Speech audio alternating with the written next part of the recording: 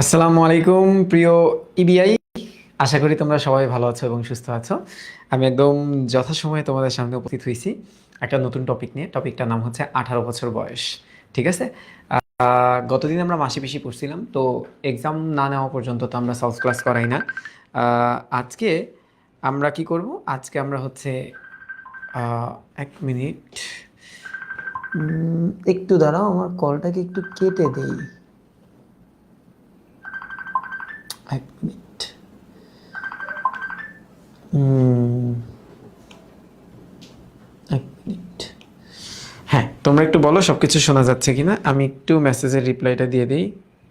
গুরু, আমি তো ক্লাস নিচ্ছি, মানে কেবলই শুরু করলাম, ক্লাসটা শেষ করে তাইলে আপনাকে কল দিব না ভাই। একটু ভাই, সরি ভাই। ওকে।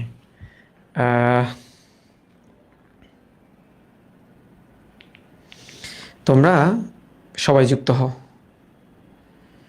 ওকে, সাউন্ডটা ক্লিয়ার আছে কিনা আমি জাস্ট এটা একটু চেক দিই। হ্যাঁ, তোমরা সবাই যুক্ত হও। হুম। স্যার, আমার মনের কথাটা কেমন, আমার ইচ্ছা ছিল এটা পড়া। আচ্ছা। আহ, আমার টিচার অ্যাডমিশন এর সময় আহ, পড়ছি তার কাছে এবং খুবই উপকৃত হয়েছিলাম তার কাছে পড়ে। তো উনি কল দিছিল আর কি। এর আগেও একদিন কল দিছিল, ধরতে পারিনি, ক্লাসে ছিলাম। আজকেও কল দিছে। তো ওকে, আজকে 18 বছর বয়স ধরার কোনো স্পেশাল কারণ নাই। আমাদের খুব দ্রুত অ্যাটলিস্ট 50% সিলেবাস শেষ করে ফেলবো হচ্ছে তোমাদের কলেজে ওঠার বা কলেজের ক্লাস শুরু করার আগেই। তো আমরা 5টা টপিক পড়ে ফেলছি, আমাদের 6 নাম্বার টপিক চলতেছে। ঠিক আছে, আজকে এটা পুরা শেষ হয়ে যাবে, কিন্তু একটু অন্যভাবে পড়াবো। তোমরা একটু মনোযোগ দিও, সিরিয়ালি একদম সব কিছু পড়বো, তারপর শেষ করে দিব কবিতাটা। 1.5 ঘন্টা আমাকে সময় দিতে হবে, ঠিক আছে? হয়তোবা তোমাদের কি বলে ওই যে ইয়েতে ক্লাস হচ্ছে, এই মার্সে ক্লাস থাকার কথা, আমি জানি না আসলে। তারপরেও আবার আমার ক্লাসটা আছে, তো কনফ্লিক্ট হওয়ার একটা পসিবিলিটি আছে। তো তোমাদের যেটা মন চাচ্ছে যে তোমার জন্য গুরুত্বপূর্ণ, তুমি সেটাকেই চয়ন করতে পারো, কারণ প্রত্যেকটা ক্লাস রেডি থাকবে, রেকর্ড থাকবে। ঠিক আছে, প্রায়োরিটিটা তোমার হাতে। এখন এই যে 18 বছর বয়স, হ্যাঁ, আচ্ছা, আমার 18 বছর বয়স হয়েছে আসতে প্রায় 10 বছর আগে। হ্যাঁ, আর তোমাদের অনেকের 18 বছর হয়েছে বা হয় নাই। এই 18 বছর বয়স মানে কি, যে এখানে তোমার ওই যে সিনেমা দেখার আগে লেখা থাকে না, 13+, 15+, 18+। তো এইটা কি 18 বছর বয়স হলে পড়তে হবে, তার আগে পড়া যাবে না? ব্যাপারটা এরকম না। এখানে 18 বছর বয়স মানে প্লাস মাইনাস ইকুয়াল যেটাই হোক, ঠিক আছে? আচ্ছা, তো নর্মালি আমরা যেভাবে পড়াটা শুরু করি, শুরুটা কিভাবে করি, যে কবি পরিচিতি থেকে, তাই না? এই যে কবি পরিচিতি যখন আমরা শুরু করব, কবি পরিচিতি সুকান্ত ভট্টাচার্য। সুকান্ত ভট্টাচার্য সম্পর্কে কতটুকু আসলে জানা উচিত? আসলে তার ব্যাপারে জানার বেশি কিছু নাই। এর কারণ তার জীবনের ব্যাপ্তিটা খুবই কম সময় তিনি বেঁচেছিলেন। তিনি বেঁচেছিলেন প্রায় 20 বছর 9 মাস। প্রায় 20 বছর 9 মাস, ঠিক আছে? 9, সরি, 9টা আবার ইংরেজিতে লিখে ফেলছি। আচ্ছা, 20 বছর 9 মাস তিনি বেঁচে ছিলেন, বুঝছো? এই 20 বছর 9 মাসে আসলে কী বা করা যায়? ওরকম তো কিছু করা যায় না। তো এই যে আমাদের রাইটার বা আমাদের লেখক, এত বড় নাম কিভাবে হইছে? তার লেখালেখিতে কিছু ছিল, বা 20 বছর বয়সে এমন কিছু সে অ্যাচিভ করছে, তার মৃত্যুর পরেও তার রচনাগুলো আমরা এখন পড়ি। আচ্ছা, তোমরা এসএসসিতে রানার পড়ছিলা, তাই না? এসএসসিতে পড়ছিলা হচ্ছে রানার। আর এখন তোমরা কি পড়তেছো? 18 ইয়ার্স ওল্ড, বা 18 বছর বছর বয়স। হ্যাঁ, 18 বছর বয়স। একটু খেয়াল করো, এই দুইটারই একটা কমন, মানে তুমি বলতে পারো একটা সিমিলারিটিস আছে। কেমনে জানো? কারণ এই দুইটা একটা বইয়ের অংশ। সেই বইটার নাম কি জানো? সেই বইটার নাম হচ্ছে ছাড়পত্র। সেই বইটার নাম হচ্ছে ছাড়পত্র। তো আমরা এই ছাড়পত্র নামক কাব্যগ্রন্থ যদি কিনি, হ্যাঁ, হয়তোবা অনেকের বাসায় থাকতে পারে, তো এই ছাড়পত্র নামক কাব্যগ্রন্থটা কিনলে দেখব যে ওই কাব্যগ্রন্থের ভিতরে 18 বছর বয়স নামক একটা কবিতা আছে। দ্যাট মিন্স এই কবিতাটা আমাদের হচ্ছে উৎস গ্রন্থ। ঠিক আছে, উৎস গ্রন্থ। আচ্ছা, তো আমরা একটু কবি পরিচিতির দিকে ফোকাস করি। সুকান্ত ভট্টাচার্যের দুইটা খুব বিখ্যাত নাম আছে। নামগুলোর ভিতরে তাকে আমরা কিশোর কবি বলে জানি, কিশোর কবি। হুম, এবং তাকে কিন্তু আমরা তরুণ বিদ্রোহী কবি নামেও চিনি। তরুণ বিদ্রোহী কবি। আচ্ছা, বিদ্রোহী কবি। এখন কেন তাকে এই নামগুলাতে বা এই নামগুলাতে ডাকি, তার একটা মতাদর্শন ছিল। মতাদর্শনটা হচ্ছে খুব বড় একজন, মানে তুমি বলতে পারো যে রাজনৈতিক কিছু ব্যক্তিত্ব থাকে না, তো তাদের থেকে একটা মতবাদ আসছিল। কার্ল মার্কস তার নাম ছিল, সেটাকে বলা হয় মার্ক্সবাদী মতাদর্শী মানুষ। হ্যাঁ, তাকে কিন্তু আমরা মার্ক্সবাদী, মার্ক্স হুম মার্ক্স বাদী বা দি মতাদর্শের মানুষ বলে থাকি। মতাদর্শের মানুষ, এই ব্যাপারটা কেমন আমি তোমাকে বলি। এই মার্ক্সবাদ ধারণাটা কিভাবে আসছে। তো মার্ক্সবাদের জনক কার্ল মার্কস, এটা সম্পর্কে তো আমি বললাম কার্ল মার্কস। তো এই ব্যাপারটা কি আসলে, এই ব্যাপারটা হচ্ছে একটা থিওরি। এই থিওরিটা কেমন জানো, তারা মনে করে যে সমাজ চলে হচ্ছে শোষণের উপর। হ্যাঁ, এখানে একটা পার্টি থাকে, যে পার্টিটাকে বলা হয় পুঁজিবাদী। পুঁজিবাদীরা কি করে জানো, পুঁজিবাদী মানে ক্যাপিটালিস্ট। হ্যাঁ, যাদের কাজ হচ্ছে ওই যে আমরা বিজিএসে পড়ে আসছিলাম না, চ্যাপ্টার 11-এ, তোমাদের কি মনে আছে যে আমরা যখন national resource and economic system এই চ্যাপ্টারটা পড়তেছিলাম, সেই চ্যাপ্টারে একটা পার্ট ছিল না, ধনতান্ত্রিক, সমাজতান্ত্রিক এবং ইসলামিক অথবা মিশ্র কিছু ইকোনমিক টার্ম ছিল না। তো এই যে পুঁজিবাদীরা কারা হয়, পুঁজিবাদীদের কাজ হয় শ্রমিককে শোষণ করে তোমার হচ্ছে তাদের ব্যবসাটা বড় করা। আর এটার বিপরীত মতাদর্শ হচ্ছে এই মার্ক্সবাদ। তারা মনে করে যে সমাজটা সবার এবং সবার সমান অধিকার আছে, কোনো শোষণ বঞ্চনা সমাজে থাকবে না। শোষণমুক্ত একটা সমাজই হচ্ছে এই মার্ক্সবাদী মতাদর্শী মানুষের লক্ষ্য, তুমি বলতে পারো। তাহলে তো বুঝাই যাচ্ছে যে তিনি আসলে কি নিয়ে লিখতো, শোষণ বঞ্চনার বিরুদ্ধে কথা বলতো। ঠিক আছে, তাহলে এই ব্যাপারটা একটু সারা জীবন মনে রেখো, কোনো অ্যাডমিশনের কোয়েশ্চেনে তোমরা পেতে পারো। আচ্ছা, এবার একটু দেখো, তাকে কিশোর কবি বলা হয়, কিশোর কবি বলা হয়, এবং তাকে তরুণ বিদ্রোহী কবি বলা হয়। এই ব্যাপারে আমরা আর হচ্ছে ডিবেটে না যাই।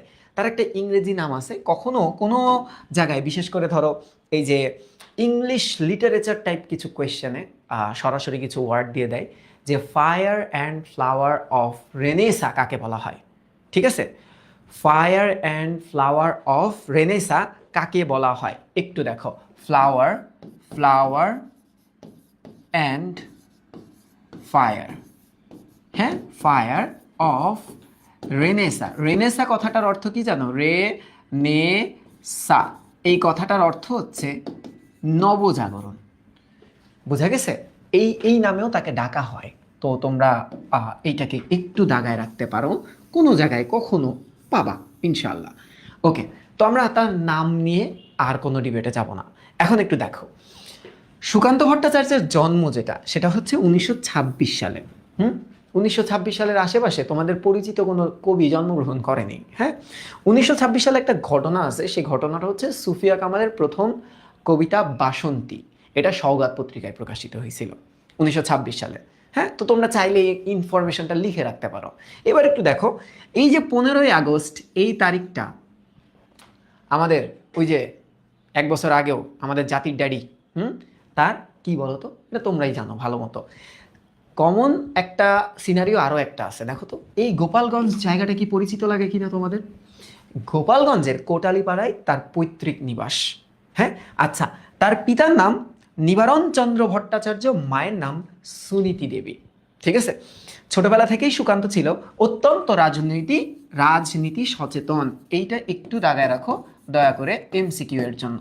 ওকে, তিনি দৈনিক স্বাধীনতার কিশোর সভা অংশের প্রতিষ্ঠাতা ছিলেন এবং মৃত্যুর পূর্ব পর্যন্ত এটার এডিটরের দায়িত্ব পালন করেন। এডিটর মানে সম্পাদকের দায়িত্ব পালন করেন। তাহলে এখানে ইনফরমেশন হচ্ছে দৈনিক স্বাধীনতা। ওকে, এইটা একটা ইনফরমেশন। দ্বিতীয় ইনফরমেশন হচ্ছে দৈনিক স্বাধীনতা একটা, তুমি বলতে পারো ওই যে একটা বড় পত্রিকা, এটার একটা অংশ বা ব্রাঞ্চ আছে, সেই ব্রাঞ্চটা হচ্ছে কিশোর সভা। যেমন আমরা প্রথম আলোরই একটা পত্রিকা আছে না, বলো তো, কিশোর আলো। হ্যাঁ, খুব বিখ্যাত ছিল, আমরা যখন 9-10-এ পড়ি তখন এটা শুরু হয়েছিল, খুবই ক্রেজ ছিল ভাই রে ভাই, মাথা নষ্ট ক্রেজ ছিল এটা। ঠিক আছে, এই যে কিশোর সভা অংশের প্রতিষ্ঠাতা এবং মৃত্যু পূর্ব পর্যন্ত এটা সম্পাদকের দায়িত্ব পালন করেন। তাহলে এই অংশটাও এমসিকিউতে একটু দাগায় রেখো। হ্যাঁ, এবার একটু দেখো, সুকান্ত তার কাব্যে অন্যায় অবিচার শোষণ বঞ্চনার বিরুদ্ধে বিদ্রোহ বিপ্লব ও মুক্তির আহ্বান করছে। তো এই লাইনটা দিয়ে যদি বলে এটা কার কবির মানে লেখালেখিতে ফুটে উঠতো, তখন কিন্তু অনেকে একটু এদিক ওদিক হয়ে যাবে। কেন এদিক ওদিক হয়ে যাবে, দুইটা কারণ আছে। একটা কারণ হচ্ছে বিদ্রোহ বিপ্লব, আরেকটা হচ্ছে মুক্তির আহ্বান। তো অনেকে কাজী নজরুল ইসলামের সাথে মিলাই ফেলবে। মিলাই ফেলতে পারো, কিন্তু ওইটা বিদ্রোহী কবি, এটা তরুণ বিদ্রোহী কবি, ঠিক আছে। আর এই যে বলছি না শোষণ বঞ্চনা, এটা তো তিনি মার্ক্সবাদী মতাদর্শীর মানুষ ছিল, এটা তো আগেই ব্যাখ্যা করছি। ক্লিয়ার? এবার একটু দেখো, বাংলাদেশের স্বাধীনতা যুদ্ধের সময় তার কবিতা মুক্তিকামী মানুষের মনে বিশেষ শক্তি ও সাহস জুগিয়েছিল। তিনি তো বেঁচে ছিল না তখন, তিনি তো 47 সালেই মারা যায়, কিন্তু তার কবিতাগুলো তো ছিল আর কি, মানুষ যে কোনোভাবে ইন্সপিরেশন নিতে পারে, ঠিক আছে। যেমন একটা খুব বিখ্যাত লাইন আছে, পূর্ণিমার চাঁদের, মনে আছে ওই যে, দাঁড়াও তোমাদের লাইনটা কি জানো, এই যে এখানে আমি কোয়েশ্চেনটা নিয়ে রাখছি, ওয়েট।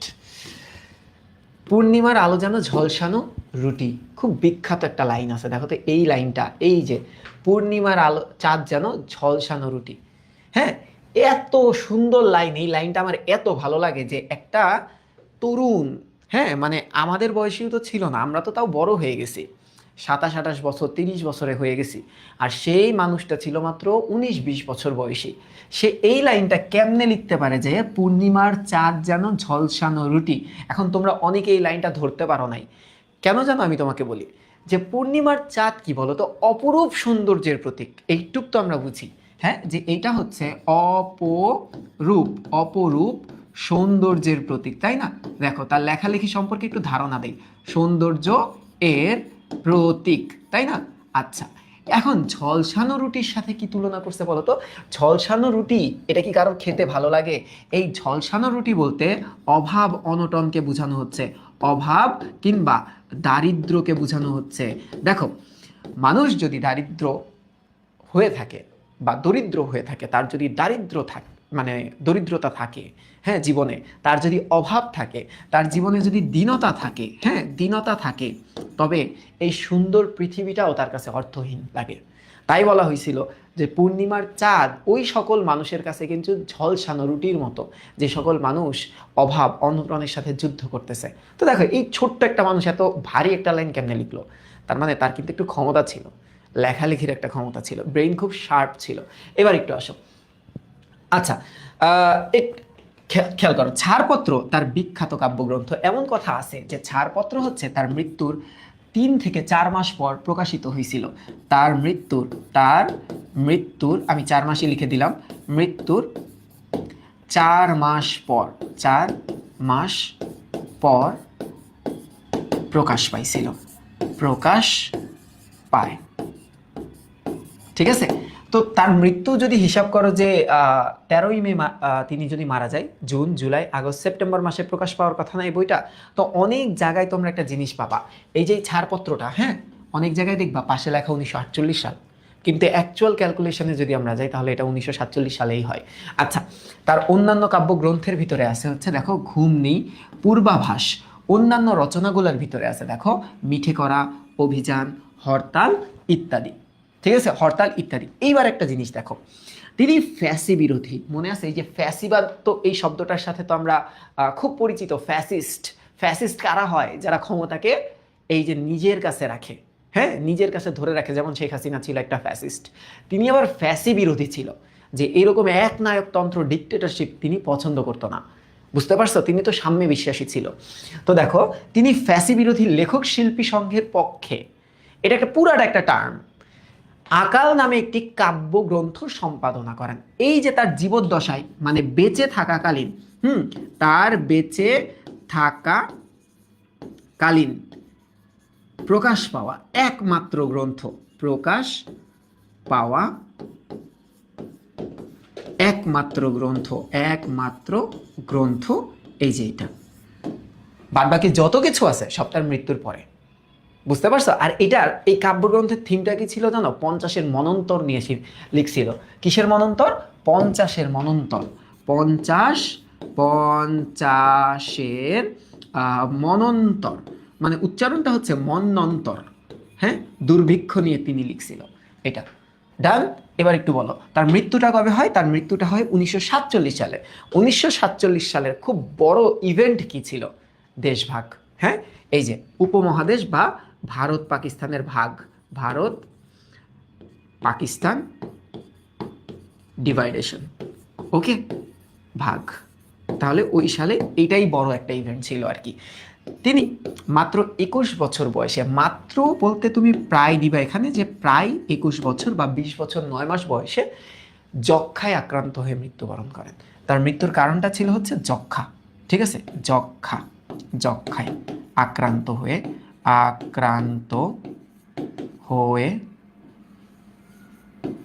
মৃত্যুবরণ করেন। ওকে, তোমরা বলো যে দাগাদাগি হয়ে গেছে।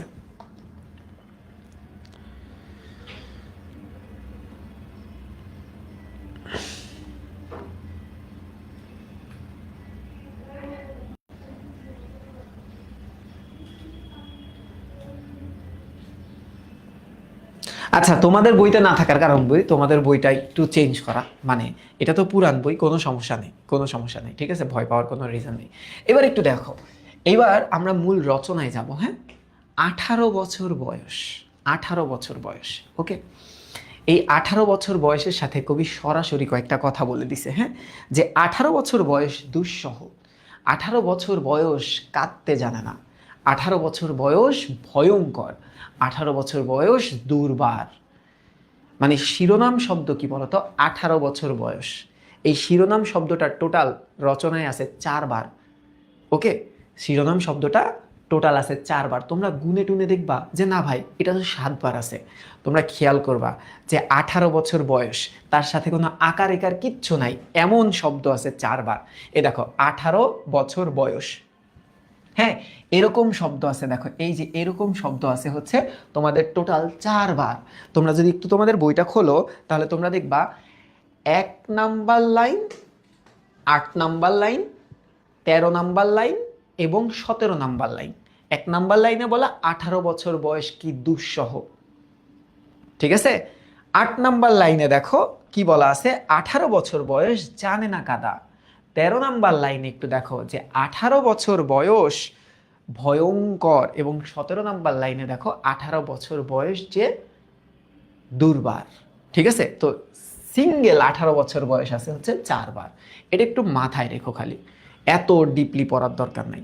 এবার দেখো, তোমরা বলতে পারো ভাই এই লাইনটাতেও তো 18 বছর বয়স আছে। না, এমন 3টা লাইন আছে যে লাইনে 18 বছর বয়সেই, 18 বছর বয়সে এবং 18 বছর বয়সের, মানে তার সাথে কোনো বিভক্তি বা প্রত্যয় যুক্ত আছে। বুঝতে পারছো তো? এরকম লাইন আছে 3টা। ওকে, এরকম লাইন আছে 3টা। তোমরা যদি একটু খেয়াল করো তোমাদের বইতেই, হ্যাঁ, একটু দেখো, এরকম লাইন পাবা হচ্ছে 3, 5 আর 21-এ। 3, 5 আর 21-এ দেখো এই যে 18 বছর বয়সের, 18 বছর বয়সেই, আর 21-এ দেখো 18 বছর বয়সে একার যুক্ত আছে। ওকে, তাহলে আমি এখানে একটু লিখে দিই যে বহুল ব্যবহৃত যে শব্দগুলো আছে, বহুল ব্যবহৃত যে শব্দগুলো আছে তার ভিতরে আমরা শিরোনাম শব্দ পাই 4 বার। আমরা শিরোনাম শব্দ পাই হচ্ছে 4 বার। ওকে, আচ্ছা, আর 18 বছর একটু খেয়াল করো, 18 বছর বয়সেই, হ্যাঁ বয়সেই, তারপর দেখো 18 বছর বয়সের, 18 বছর বয়সের, আরেকটা লাইন আছে 18 বছর বয়সে। এই 3টা বাদেই 4 বার আছে, এই 3টা বাদেই 4 বার আছে। ওকে, ডান না? এবার আসো, তাহলে আমরা এই রচনায় আসলে কি কি পাবো সেটার দিকে যদি একটু মানে ফোকাস করি। ঠিক আছে, সুন্দর মতো ফোকাস করাচ্ছি, দেখো ভালো মতো একটু খেয়াল করবা, একদিনে শেষ হবে। এই যে রচনাটা 18 বছর বয়স, হ্যাঁ, আমরা যদি একটু দেখি পুরা রচনার দিকে বা গঠন শৈলীর দিকে যদি আমরা একটু তাকাই, এর গঠনটা কেমন। মূলত লাইন সংখ্যা দেখবা 32টা। ওকে, 32টা, মানে তোমাদের বইতে খুব বড়ও না খুব ছোটও না।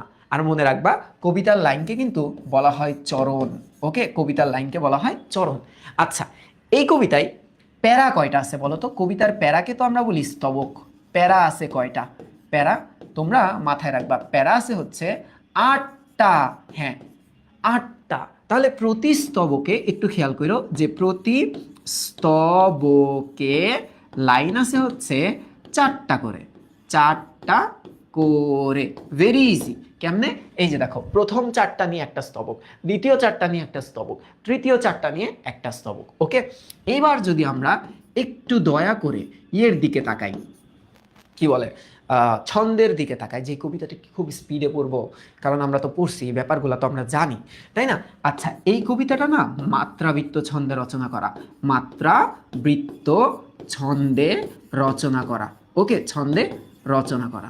এবং তোমরা যদি একটু দেখো যে এই কবিতার পর্ববিন্যাসটা কেমন, পর্ববিন্যাস।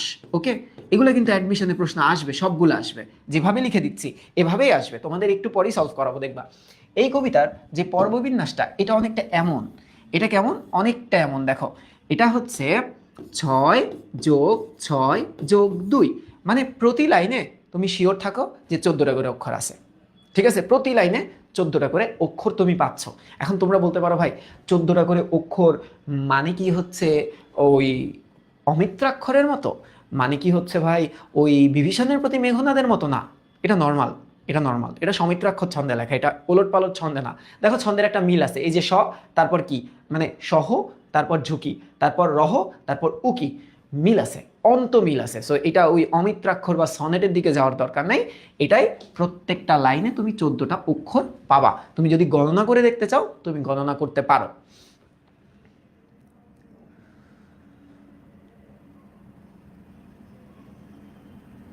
না, ক্লাস তো আটকায় না রে মাঝে মাঝে।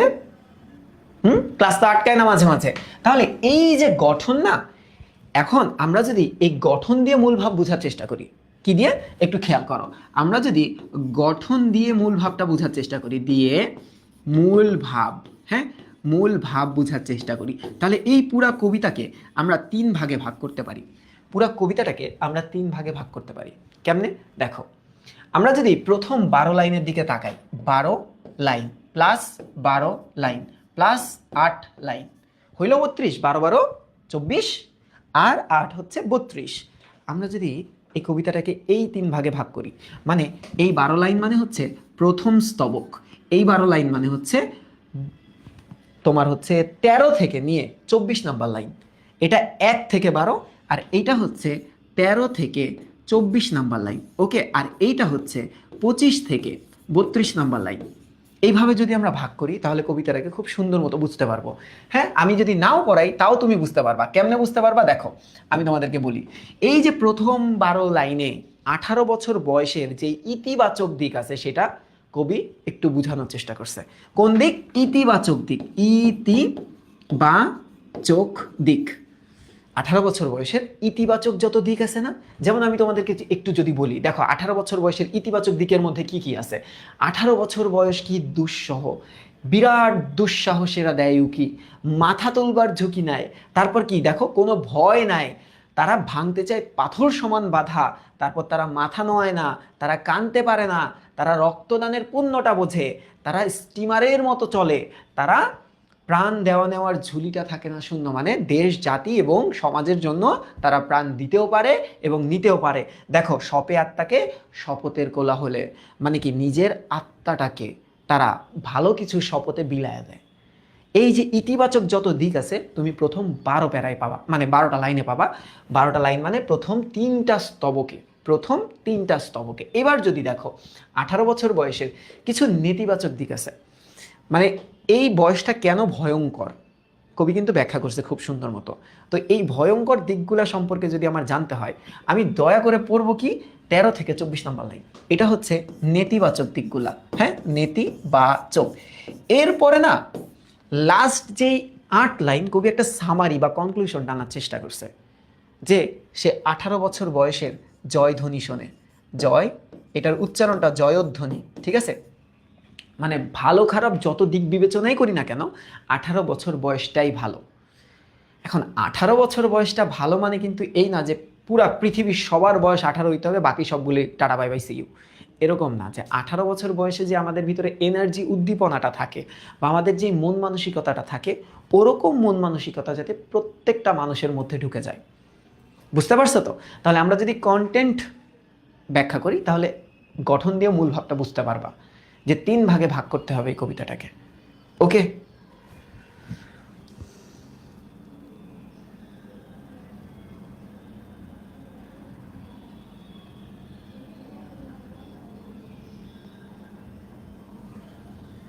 11 নাম্বার লাইনটা 16টা আছে মানে বুঝি নাই তো। হ্যাঁ আচ্ছা আসো, এবার একটু আসো, খেয়াল করো, হয়েছে না? হয়েছে তো, তার মানে আমরা গঠন প্রণালী সম্পর্কে খুব ভালো মতো বুঝতে পারছি। এটারে একটু আমি আলাদা করে দিই, পরে আমাদের লিখতে সুবিধা হবে বা বুঝতে সুবিধা হবে। দেখো এই জিনিসটাকে একটু আলাদা করে দিই আমি, হ্যাঁ এই জিনিসটাকে একটু আলাদা করে দিই, আসো। ওকে, ডান, ক্লিয়ার। আচ্ছা এই জিনিসটাকেও আমি একটু আলাদা করে দিচ্ছি। এরপরেও বহুল ব্যবহৃত কিছু শব্দ আছে বুঝছো এই রচনায়। যেমন বহুল ব্যবহৃত শব্দের ভিতরে তোমরা পাবা বছর, হ্যাঁ তোমরা পাবা বয়স। এই শব্দগুলা অনেক ব্যবহার হয়েছে এই রচনাটায়, এই রচনাটাতে। এইবার আমি গত বছর একটা বই লিখছিলাম, হুম, মানে ওই যে ইবিআইয়ের সাজেশন বই, তো সেই সাজেশন বইয়ের কিছু অংশ আমি আলাদা করছি তোমাদের জন্য, যাতে এই রচনাটাকে তোমরা আরো ভালো মতো বুঝতে পারো। ঠিক আছে, এই রচনাটাকে যাতে তোমরা খুব ভালো মতো বুঝতে পারো। দেখো এই যে এটা, ওকে, খেয়াল করো কিন্তু আমি তোমাদেরকে যেভাবে বুঝাই দিচ্ছি তোমরা এভাবেই লেখালেখির চেষ্টা করবা। দেখো 18 বছর বয়সটা আসলে কি, হ্যাঁ যদি এই প্রশ্নটা আসে যে 18 বছর বয়সটা কেমন, হ্যাঁ কেমন, এই বয়সটা কেমন, বা এই বয়সের স্পেশালিটিটা কি, মানে কোন ধরনের গুরুত্ব বহন করে 18 বছর বয়স, তাহলে অ্যান্সারটা কেমন হতে পারে? দেখো তো, মানব জীবনের এক উত্তরণকালীন পর্যায়। উত্তরণকালীন পর্যায় মানে কি, যে মানব জীবনের একটা ধাপ অতিক্রম হয় এই পর্যায়ে। কেমন ধাপ এটা, শারীরিক না মানসিক? এটা হচ্ছে একটা মানসিক। এটা কি, এটা একটা মানসিক, হ্যাঁ মানসিক ধাপ। ধাপ কি হয়, অতিক্রম করার একটা বয়স, অতিক্রম করার বয়স হচ্ছে এটা, বয়স। ঠিক আছে, একটা ধাপ অতিক্রম করবা তোমরা। এবার একটু দেখো, কৈশোর থেকে যৌবনে পদার্পণ করার সময়, নির্ভরশীলতা কাটিয়ে নিজের পায়ে দাঁড়ানোর সময় হচ্ছে 18 বছর বয়স। নির্ভরশীলতা মানে কি, মানে আমরা অন্যের অধীনে থাকি। দেখো 18 বছর বয়সের আগে আমরা অন্যের অধীনে থাকি। এখন তোমরা বলতে পারো ভাই আচ্ছা 18 বছর বয়স পার হয়ে গেছে, তাও তো আমরা অন্যের অধীনেই থাকি, বাবা মা আছে না। হুম, আচ্ছা এই যে অন্যের অধীনে বলতে এরকম না, এটা হচ্ছে সিদ্ধান্ত নেওয়ার বেলায় নিজেদেরকে প্রায়োরিটি দেওয়া হয়। 18 বছর বয়সের পর তুমি তোমার ভালো খারাপের সিদ্ধান্তটা নিতে পারো। এটার অর্থটা কিন্তু এটাই, যে ভালো খারাপের সিদ্ধান্ত নেবার বেলায়, ভালো খারাপের, হ্যাঁ ভালো খারাপের সিদ্ধান্ত, সিদ্ধান্ত নেবার বেলায়, নেবার বেলায় কোনো প্রশ্ন যদি মানে এলোমেলো করেও দেয়, তারপরও তোমরা পারবা যদি একটু ফলো করো ক্লাসগুলা। আচ্ছা তাহলে 18 বছর বয়স তো বুঝতে পারছো, 18 বছর বয়সটা কিরকম? 18 বছর বয়স হচ্ছে একটা উত্তরণকালীন বয়স। কোন কোন সময় থেকে কোন সময় উত্তরণ করো? এক হচ্ছে কৈশোর থেকে যৌবনে পদার্পণ করো, এবং কি হয়, পরনির্ভরশীলতাকে কাটিয়ে ওঠার বয়স হচ্ছে 18 বছর বয়স। এটা কবি বারবার বুঝাইতে চাইছে। এবার দেখো 18 বছর বয়স কবিতায় তরুণরা স্বাধীনভাবে চলার ইচ্ছা পোষণ করে। ঠিক আছে, মানে 18 বছর বয়স কবিতাটা যদি আমরা একটু পড়ি, আমরা দেখব যে তরুণরা, এই বয়সী তরুণরা কি করতে চায়, তারা স্বাধীনভাবে একটু চলতে চায়। কেমনে দেখো, কারণ তারা আত্মপ্রত্যয়ী। তারা আত্মপ্রত্যয়ী মানে কি জানো, তাদের একটা এইম আছে, এইম থাকে, অর্থাৎ তারা একটা নির্দিষ্ট লক্ষ্যে পৌঁছাইতে চায়। সেই লক্ষ্যটা হতে পারে দেশ জাতি সমাজের জন্য ভালো কিছু করার, হ্যাঁ দেশ জাতি ও সমাজের মঙ্গলের। ঠিক আছে, মঙ্গলের। তারা স্বাধীন চেতা, অর্থাৎ নিজেরাই নিজেদের সিদ্ধান্ত নিতে পারে, সংশয়হীন, তারা কোনো দ্বিধাদ্বন্দ্বিতায় থাকে না, তারা দ্বিধাহীন। মনে থাকবে তারা কি হীন, দ্বিধাহীন। ক্লিয়ার? আচ্ছা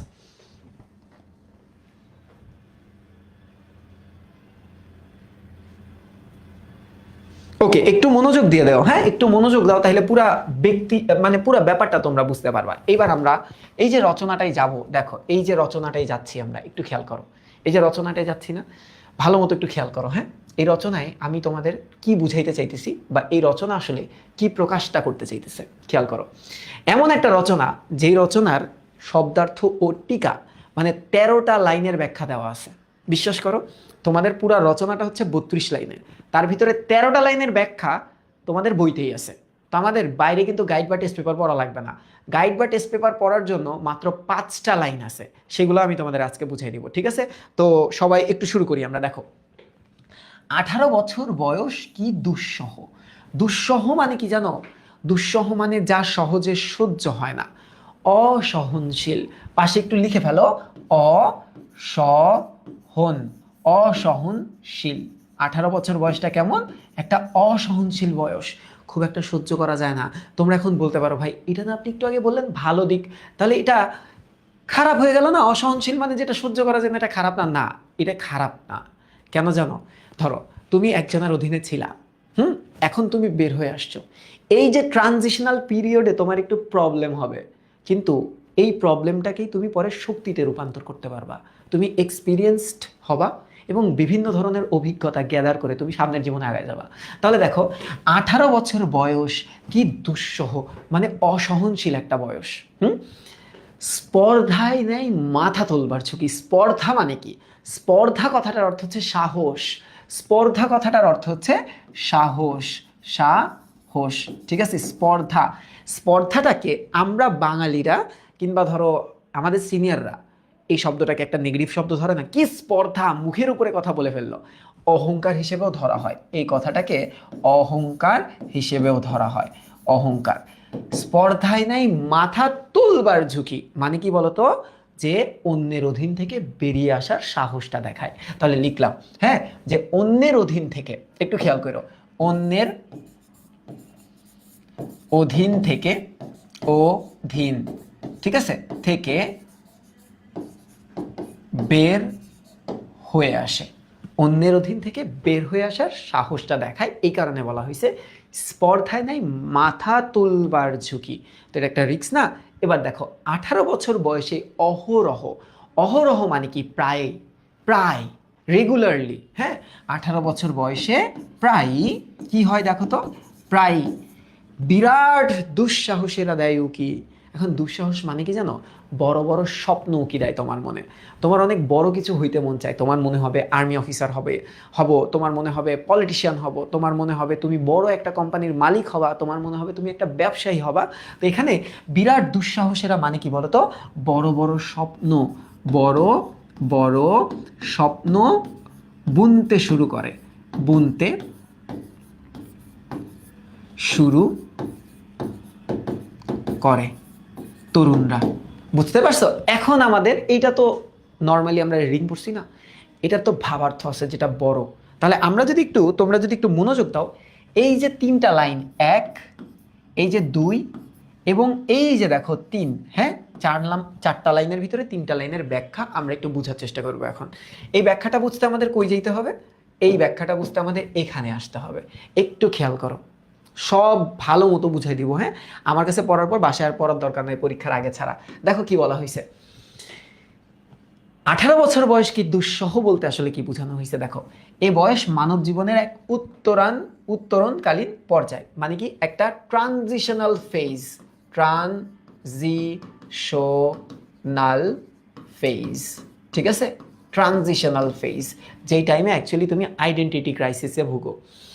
কৈশোর থেকে যৌবনে পদার্পণ করে মানুষ এ বয়সে। আমরা জানি কোন বয়সে যদি পরীক্ষাটায় আসে, এমসিকিউতে আসবে, খুব আজাইর একটা কোয়েশ্চেন, তখন তোমার অ্যান্সার দিতে হবে 18 বছর বয়সে। অন্যদের উপর নির্ভরশীলতা পরিহার করে। পরিহার কথাটার অর্থ হচ্ছে, লিখে রাখো, ত্যাগ করে। ওকে, ত্যাগ করে, নিজের পায়ে দাঁড়ানোর প্রস্তুতি নিতে হয়। তাই এই সময় থেকে তাকে কঠিন ও দুঃসহ অবস্থায় পড়তে হয়। কঠিন ও দুঃসহ অবস্থায় পড়তে হয় কেন? যদি এই প্রশ্নটা আসে কেন, তখন তোমরা কি অ্যান্সার দিবা? তখন তোমরা অ্যান্সার দিবা হচ্ছে নিজের পায়ে দাঁড়ানোর ঝুঁকি নিতে হয় বলে।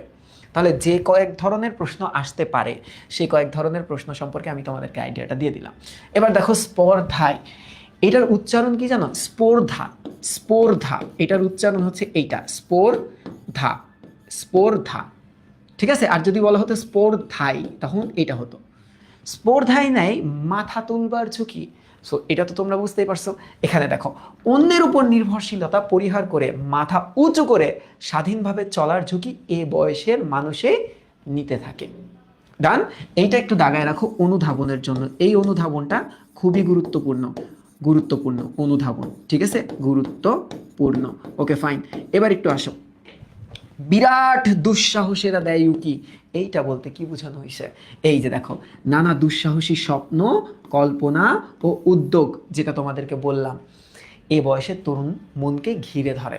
দেখবা এই বয়সের মানুষ একটু অ্যাগ্রেসিভ হয়, মানে যে স্বপ্নটা তারা দেখে সেই স্বপ্নটা তারা বাস্তবায়ন করার ক্ষমতা রাখে বা অ্যাবিলিটিটা থাকে।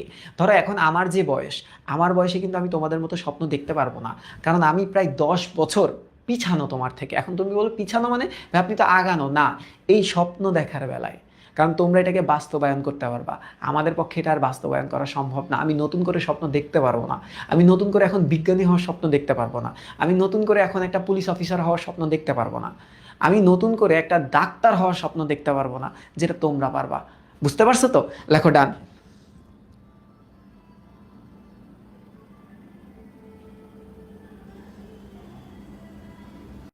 আমার বাসার সবাই ভালো, মানে আমার বাসার তো ভালোই ছিল, সানি ভাইয়ের বাসায় সমস্যা ছিল।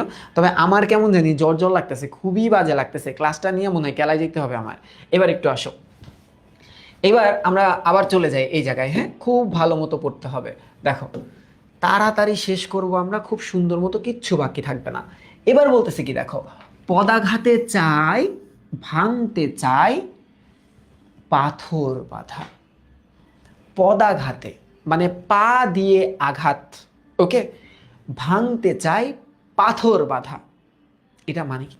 আচ্ছা, পাথর বাঁধা বলতে কি বুঝাইছে বলো তো? পাথর ভেঙে দিতে চাই না, এটা হচ্ছে বিরাট বাধা বিপত্তি। হ্যাঁ, এটা কি? এটা হচ্ছে তাদের জীবনে অনেক বিরাট বাধা বিপত্তি আসতে পারে না, বিরাট বাধা। ওকে, বিরাট বাধার কথা বলা হয়েছে, অবস্ট্যাকেলের কথা বলা হয়েছে, তাদের গোলে পৌঁছাইতে যে অবস্ট্যাকেলটা, সেটাকে বিরাট বাধা বলা হচ্ছে। পদাঘাতে, পদাঘাত শব্দটাকে যদি ভাঙাই, সন্ধি নিয়মেও ভাঙা যায়, আবার এটাকে আমরা যদি ভাঙাই, এটাকে আমরা সমাসের নিয়মেও ভাঙতে পারি। সন্ধির নিয়মে যদি ভাঙাই তাহলে আসবে হচ্ছে পদ যোগ আঘাত, আর এটাকে যদি সমাসের নিয়মে ভাঙাই তাহলে পদ দিয়ে আঘাত হবে। তাহলে এখানে আমি লিখে রাখছি তোমাদের জন্য, দেখো, যে তোমাদেরকে যেগুলো সলভ করাবো আজকে, এই যে সন্ধির নিয়ম অনুসারে যদি আমরা পদাঘাত শব্দটাকে বিশ্লেষণ করি, কি পাবো বলো তো? আমরা পাবো হচ্ছে পদ বা পা, পদ মানে হচ্ছে পা, যোগ আঘাত, ওকে, আঘাত। আর এখানে যদি আমরা সমাসের নিয়মে যাই তাহলে কি হবে বলতো? পদ দ্বারা বা পা দ্বারা, হ্যাঁ, দ্বারা আঘাত, আঘাত। আর এইটা তখন কোন সমাস হবে বলতো? এই যে দ্বারা, দিয়া, কর্তৃক বা এই অনুসর্গগুলা লোপ পায় বা বিভক্তিগুলা লোপ পায় কোন সমাসে? তৃতীয়া তৎপুরুষ সমাস। তাহলে এটাকে একটু লিখে ফেলো যে এইটা তৃতীয়া তৎপুরুষ সমাস। ওকে, তৃতীয়া তৎপুরুষ সমাস। ওকে, এই জিনিসগুলো একটু রাখতে হবে, তাহলে আমরা প্র্যাকটিস করতে করতে কি হবে, আমরা ব্যাকরণের আগেই ব্যাকরণ শেষ করে ফেলতে পারবো। এবার একটু দেখো, বলতেছে 18 বছর বয়সের নেই কোনো ভয়, এই বয়সের কোনো ভয় নাই, তাদেরকে কেউ দমিয়ে রাখতে পারে না। তাদের কি করতে পারে না বলতো? তাদের দমিয়ে রাখতে পারে না কেউ, দমিয়ে রাখতে পারে না কেউ, ঠিক আছে? সো কেউ তাকে ভয় দেখাইতে পারে না। এই ভয়গুলা কোন ভয় বলতো? রাজভয় এবং লোকভয়। এটা কোন ভয় একটু লিখে রাখো, এটা হচ্ছে রাজভয় বা লোকভয়। এটা কাজী নজরুল ইসলাম বলছিল তার আমার পথ প্রবন্ধে। সে বলছিল রাজভয় কিংবা লোকভয়, কোনো ভয় তাকে ভয় দেখাইতে পারে না। তো 18 বছর বয়সের তরুণেরা এরকম, রাজভয় মানে রাজনৈতিক ভয় এবং লোকভয় মানে হচ্ছে সামাজিক ভয়, ঠিক আছে? এবার একটু দেখো, পদাঘাতে চায়, ভাঙতে চায়, পাথর বাধা, মানে তারা সব বাধা বিপত্তি অতিক্রম করে ফেলে খুব ইজিলি। এই বয়সের কেউ মাথা নোয়াবার নয়, মানে তারা কারোর সামনে কুর্নিশ করে না, মাথা নিচু করে না। মানে কি জানো? যে কারোর সাথে কম্প্রোমাইজ করে না। কি করে না? কম্প্রোমাইজ করে না, কারোর সামনে মাথা নত করে না। কাজী নজরুল ইসলাম বিদ্রোহী কবিতায় তোমাদের বইতেই একটা লাইন বলছে, আমি আপনারে ছাড়া কাহারে করি না কুর্নিশ, মানে আমি কারোর সামনে মাথা নত করি না। ঠিক আছে, লাইনটা কি? লাইনটা এখানে একটু লিখে রাখো, যে বিদ্রোহী কবিতায় সিমিলার একটা লাইন পাবা, যে আমি, লেখো, আমি আপনারে ছাড়া, আপনারে ছাড়া, ছাড়া, কাহারে, কাহারে, করি না, করি না, আবার কেউ কারিনা লিখে দিও না, ঠিক আছে দুষ্টু। করিনা কুর্নিশ, কুর্নিশ মানে মাথা নিচু করে অভিবাদন দেওয়া বা সম্মান প্রদর্শন করা। তাহলে এখানে এই লাইনটার ব্যাখ্যাটা লেখো। আমি, আমি বলতে বুঝাইছে নজরুল, নজরুল বলতে নজরুল সকল জনসাধারণকে রিপ্রেজেন্ট করতেছিল। আপনারে, আপনারে মানে নিজেকে, নিজেকে, হ্যাঁ নিজেকে ছাড়া কাহারে, কাহারে কথাটার অর্থ হচ্ছে কাউকে, কাউকে করি না কুর্নিশ মানে কি কারো সামনে মাথা নত করি না, মাথা নত করি না। তাহলে ব্যাপারটা বুঝতে পারছো তো? এই কবিতাতেও কিন্তু সেম লাইন, যে এই বয়সে কেউ মাথা নোয়াবার না, 18 বছর বয়স জানে না কাদা।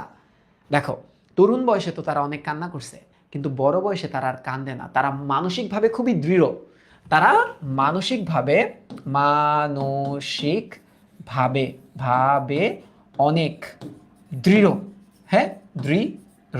এই কারণে তারা এখন কাঁদে না, এই কারণে তারা এখন কাঁদে না। ওকে, তাহলে এই যে এখানে 18 বছর বয়স জানে না কাদা, এটার একটা ব্যাখ্যা আছে তোমাদের বইয়ে শব্দার্থ টিকায়। তাহলে সেই ব্যাখ্যাটা আমরা একটু দেখে বুঝার চেষ্টা করি। দেখো এখানে কি বলছে তারা, খেয়াল করো। বলতেছে 18 বছর বয়স জানে না কাদা। হোয়াট ডাজ ইট মিন?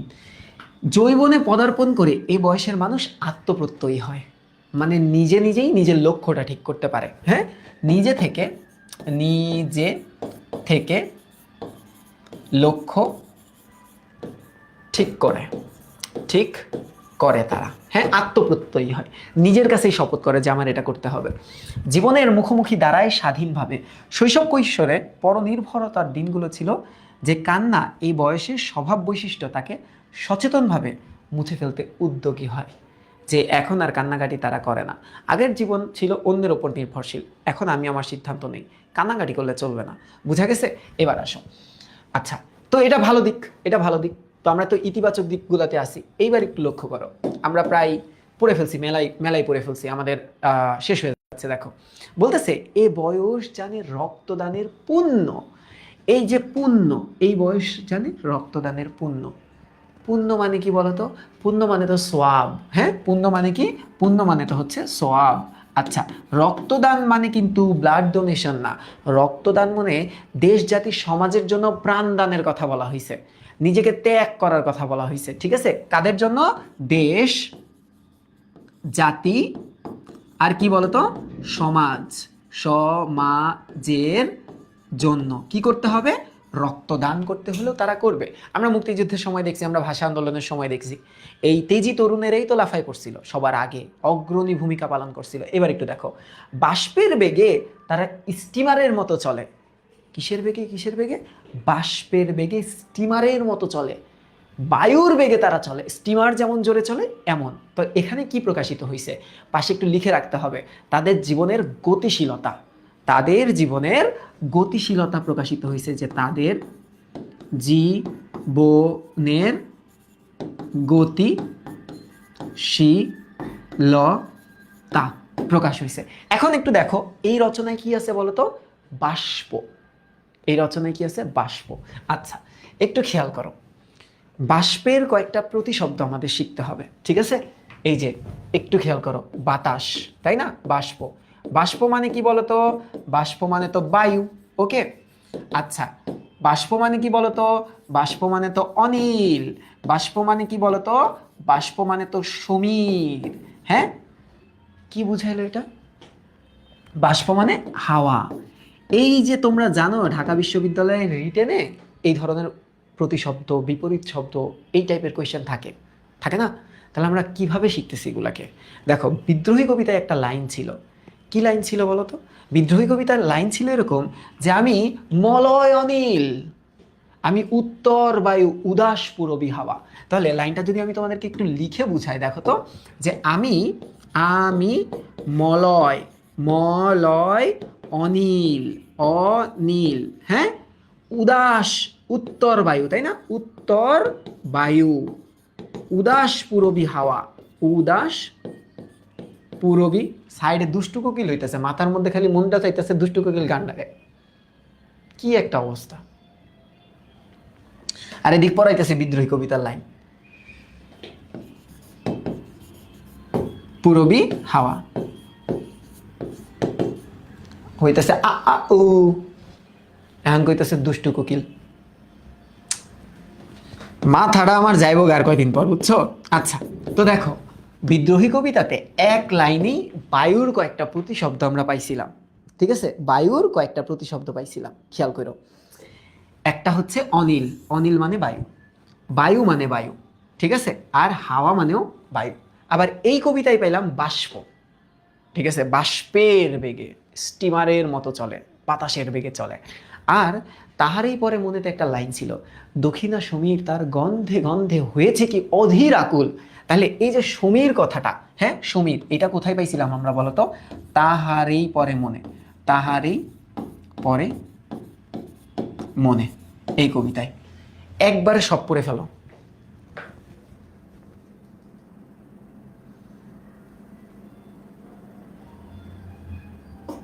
হ্যাঁ, একটু খেয়াল করো, এবার আসো, ভালো মতো খেয়াল করো। হ্যাঁ, তারপর কি বলতেছে দেখো, প্রাণ দেওয়া নেওয়ার ঝুলিটা থাকে না শূন্য। মানে কি বলতো? যে তারা মঙ্গলের জন্য প্রাণ নিতেও পারে, দিতেও পারে, ঠিক আছে। তারা কি করতে পারে বলতো? তারা ভালোর জন্য, ভালোর জন্য প্রাণ নিতেও পারে, দিতেও পারে। বোঝা গেছে তো? দিতেও পারে। এবার একটু দেখো, সপে আত্মাকে, সপা কথাটার অর্থ কোত্থেকে আসছে? সমর্পণ করা। সমর্পণ করা কথাটার মানে কি? দান করে দেওয়া, দান করে দেওয়া, ঠিক আছে, দান করে দেওয়া। ওকে, এটা হচ্ছে সপে, সপে আত্মাকে। আত্মাকে মানে কি? নিজেকে। আত্মাকে কথাটার অর্থ কি? নিজেকে। শপথের কোলাহলে, কিসের শপথ বলতো? ভালো কিছুর জন্য শপথ নিতে হলে এরা নিজেকে দিয়ে দেয়, ঠিক আছে। এই যে মঙ্গলের জন্য, মঙ্গলের শপথে, ওকে, মঙ্গলের শপথে। তাহলে আমাদের 12টা লাইন কিন্তু হয়ে গেল। কয়টা লাইন হয়েছে? 12টা লাইন হয়েছে। তো এই লাইন থেকে দুইটা আছে ব্যাখ্যা, একটু দুইটা ব্যাখ্যা দেখে নিই। দেখো এখনই কবিতাটা শেষ হয়ে যাবে। এই কবিতাটা খুব সোজা। দেখো কি বলতেছে, এই যে এই জায়গায় আছে, দেখো, এই বয়স জানে রক্তদানের পুণ্য। হোয়াট ডাজ ইট মিন? এই দেখো, দেশ জাতি ও মানবতার জন্য যুগে যুগে এই বয়সের মানুষেরাই এগিয়ে এসেছে সবচেয়ে বেশি। জীবনের ঝুঁকি নিয়ে দাঁড়িয়েছে সমস্ত বিপদ মোকাবেলায়, প্রাণ দিয়েছে অজানাকে জানবার জন্য। কেমনে? ধরো কেউ গভীর সমুদ্রে নামছে, কেউ ধরো মহাকাশে গেছে, কেউ ধরো পাহাড়ের উপরে গেছে, তাইলে অজানাকে জানার জন্য তারা প্রাণ দিছে। দেশ ও জনগণের মুক্তি ও কল্যাণের সংগ্রামে তারা প্রাণ দিছে। তাই এবছর এ বয়স সুন্দর, শুভ ও কল্যাণের জন্য রক্তমূল্য দিতে জানি। এইটা হবে সরাসরি উত্তর, সরাসরি উত্তর, ঠিক আছে, সরাসরি উত্তর। আর এই প্রশ্নটা অনেক গুরুত্বপূর্ণ বা মোস্ট ইম্পর্টেন্টের তালিকায় প্রথম দিকেই থাকবে। ইম্পর্টেন্ট অনুধাবন, দয়া করে ভালো মতো একটু পড়ে রাখরে বাপ। সময় কেমনে যে চোখের পলকে চলে যাবে তোমরা টেরও পাবা না, খুব আফসোস করবা। এবার দেখো, সপে আত্মাকে শপথের কোলাহলে বলতে কি বোঝানো হয়েছিল? তারুণ্য স্বপ্ন দেখে নতুন জীবনের, ভালো কথা, নব নব অগ্রগতি সাধনের। অগ্রগতি মানে কি? উন্নয়ন সাধনের, উন্নয়ন সাধনের। তাই সেই সব স্বপ্ন বাস্তবায়নে, নিত্য নতুন করণীয় সম্পাদনের জন্য নব নব শপথে বলিয়ান হয়ে তরুণ প্রাণ এগিয়ে আসে দৃঢ় পদক্ষেপে। ক্লিয়ার? এবার একটু দেখি, এইবার 18 বছর বয়সের যত নেগেটিভ পার্টগুলো আছে না, এই নেগেটিভ পার্টগুলো এখন আমরা পড়বো। 12টা লাইন পড়তে হবে আমাদের। আর একটু খেয়াল করো নেগেটিভ পার্টগুলা। 18 বছর বয়স খুবই ভয়ঙ্কর, দুষ্ট একটা বয়স না, খুবই ভয়ঙ্কর। দেখো, তাজা তাজা প্রাণে অসহ্য যন্ত্রণা। কিসের যন্ত্রণা? শোষণ, বঞ্চনা, না পাওয়ার বেদনা। লেখো একটু যে তাদের যন্ত্রণাটা হচ্ছে শোষণ, তাদের যন্ত্রণাটা হচ্ছে শোষণ, বঞ্চনার, তাদের যন্ত্রণাটা হচ্ছে না পাওয়ার, না পাওয়ার। ওকে, সমাজের যত ঝামেলা ঝুট ঝামেলা আছে সব দেখে তারা খুবই ডিপ্রেস থাকে। তাজা তাজা প্রাণে অসহ্য যন্ত্রণা, এই যন্ত্রণাটা কিন্তু মানসিক যন্ত্রণা, মানসিক যন্ত্রণা। এই বয়সে প্রাণ হয় তীব্র, অনুভূতির তীব্রতা বুঝাইছে। এটা দ্বারা কি বুঝাইছে বলতো? এটা দ্বারা বুঝাইছে অনুভূতির তীব্রতা, অনুভূতির তীব্রতা, তীব্রতা, হ্যাঁ, তীব্রতা। বাইরে এখন একটা গান ছেড়েছে, আও শোনাও পেয়ার কি এক কাহানি। আমার মনটা চাইতেছে মাইকটা নিয়ে আমি কই আও শোনাও বিদ্রোহী কবিতা। সব গান টান বন্ধ করে দিয়া চলে যাবে, বিয়েটিই ভেঙে যাবে। এবার একটু দেখো, এই বয়সে প্রাণ কেমন হয়? তীব্র এবং প্রখর হয়। ঠিক আছে, প্রখর কি প্রখর? এদের সংবেদনশীলতা, মানে এই যে সেন্সিটিভিটি, তারা খুব সেন্সিটিভ হয়। এই বয়সের পোলাপাই কি হয়? সেন্সিটিভ। একটু কিছু হলেই মনে আঘাত পেয়ে যায়, তারা কি হয়? সেন্সিটিভ। হ্যাঁ, সেন্সিটিভ। ওকে, যেমন ধরো এই যে আমাদের ক্লাসে, আমাদের ক্লাসরুমে চিন্তা করো, এই যে ধরো এই যে সুবর্ণা মুস্তফা আইডিতে, হ্যাঁ আমি জানি না তুমি ছেলে নামে, তোমার ফেক আইডি মনে হচ্ছে, এটা ক্লাস করার জন্য হয়তো বা এই আইডিটা ব্যবহার করে। এই যে সুবর্ণা মুস্তফা, চিন্তা করো শাহরুখ খানের সাথে ওর প্রেম ছিল, ধরো শাহরুখ খান এখন তাকে ছেড়ে দিছে, এখন কি হবে বলো তো? ওর তো অনুভূতি, ওর ফিলিংসটা তো অনেক ছিল শাহরুখ খানের প্রতি, ছিল না? অনেক ছিল, মাথা নষ্ট ফিলিংস তার। শাহরুখ খান তো ছেড়ে গেছে। পরে দেখলো যে শাহরুখ খানের 3টা বাচ্চাও আছে, ওরে বলে নাই, লুকায় রাখছিল এতদিন। আর এই যে প্রাণটা তীব্র এবং প্রখর হয় না, তারা অনেক সেন্সিটিভ হয় না? এখন চিন্তা করো ও কি করছে। এই যে আমাদের সুবর্ণা মুস্তফা, এই কষ্টে ও 1 লিটার শরবত খায় ঘুমায় গেছে, আর ঘুম ভাঙে না রাতে। স্বাভাবিক রাতে তো ঘুম ভাঙবে না, সকালে তার ঘুম ভাঙছে। তো এইরকম হয় পোলাপাইনগুলা। এবার কি বলতেছে দেখো, এই বয়সে কানে আসে কত মন্ত্রণা। মন্ত্রণা মানে কি বলতো? এদিক ওদিককার কথাবার্তা। হ্যাঁ, অনেক ধরনের কথাবার্তা তাদের কানে আসে। যেমন ধরো কলেজে গেছে, কলেজে যাওয়ার পর কিছু দুষ্টু বন্ধু বান্ধব আছে না, তারা বলে এই বন্ধু চলো একটু টঙে যাই, টঙে যাই একটু আগুন ধরিয়ে আসি, মোমবাতিটা একটু জ্বালাই দিয়ে আসি, মামার দোকানে অনেক অন্ধকার। ঠিক আছে, এই যে এরকম কিছু দুষ্টু মানুষ আসে না, তখন আমাদের কি করতে হয়? আমাদেরই চয়ন করতে হয় যে আমরা ভালো দিকটায় যাব না খারাপ দিকটায় যাব। তাহলে এবার আসো,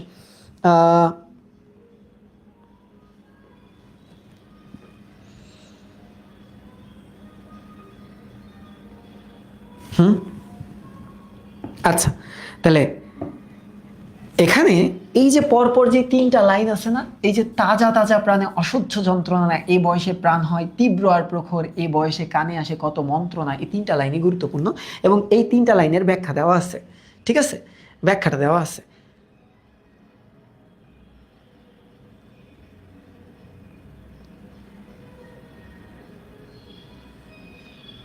আরে ফাহাদ স্যার থাকলে কি বদদোয়া দিত? ফাহাদ স্যার থাকলে কইতো যে বিয়ে, ধরো বউয়ের পেট ব্যথা গো সারা রাত, ঠিক আছে আমি বদদোয়া দিলাম এই বউয়ের লগে শাহেদের বিয়া হয়ে যাব। এদিকে যে একটা গুরুত্বপূর্ণ ক্লাস হইতেছে, ইবিআর ক্লাস হইতেছে, গান বাজাইতেছে, হ্যাঁ এই বউরে শাহেদ নিয়ে যাবে ভাগে, যাও বদদোয়া দিয়ে দিলাম। এবার আসো, খেয়াল করো, এবার আসো আর কয়েকটা লাইনের ব্যাখ্যা, তো কয়েকটা লাইনের ব্যাখ্যাটা একটু দিয়ে দিই দেখো। তারপর আমিও যাব বিয়ে খেতে যাব। দেখো, তাজা তাজা প্রাণে অসহ্য যন্ত্রণা বলতে কি হয়েছে? এই যন্ত্রণাটা কেন আসে? দেখো কয়েকটা কারণ বলছে। চারপাশের অন্যায়, হ্যাঁ, অত্যাচার, শোষণ, পীড়ন, সামাজিক বৈষম্য ও ভেদাভেদ ইত্যাদি দেখে প্রাণবন্ত তরুণেরা ক্ষুব্ধ হয়ে ওঠে। আসলে এটা হয়, এটা সবার সাথে হয়। তোমরা দেখবা যে ধরো তোমরা যদি আর্থিকভাবে একটু অসচ্ছল হও, কিংবা আর্থিক সচ্ছলতা আছে, পারিবারিক কোনো দুশ্চিন্তা আছে, পরিবারে কোনো গ্যাঞ্জাম আছে, বা অসুস্থতা আছে, আল্লাহ না করুক এগুলো কারোরই যাতে না থাকে, তখন দেখবা না মানে দিন দুনিয়া যত ভালোই থাকুক না কেন, ওই যে পূর্ণিমার চাঁদ যেন ঝলসানো রুটির মতো হয়ে যাবে।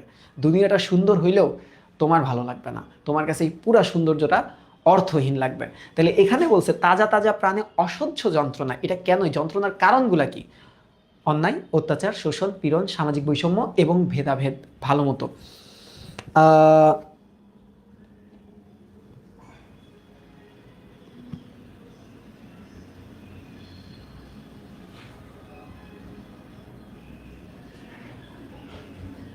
ওকে, এবার একটু আসো।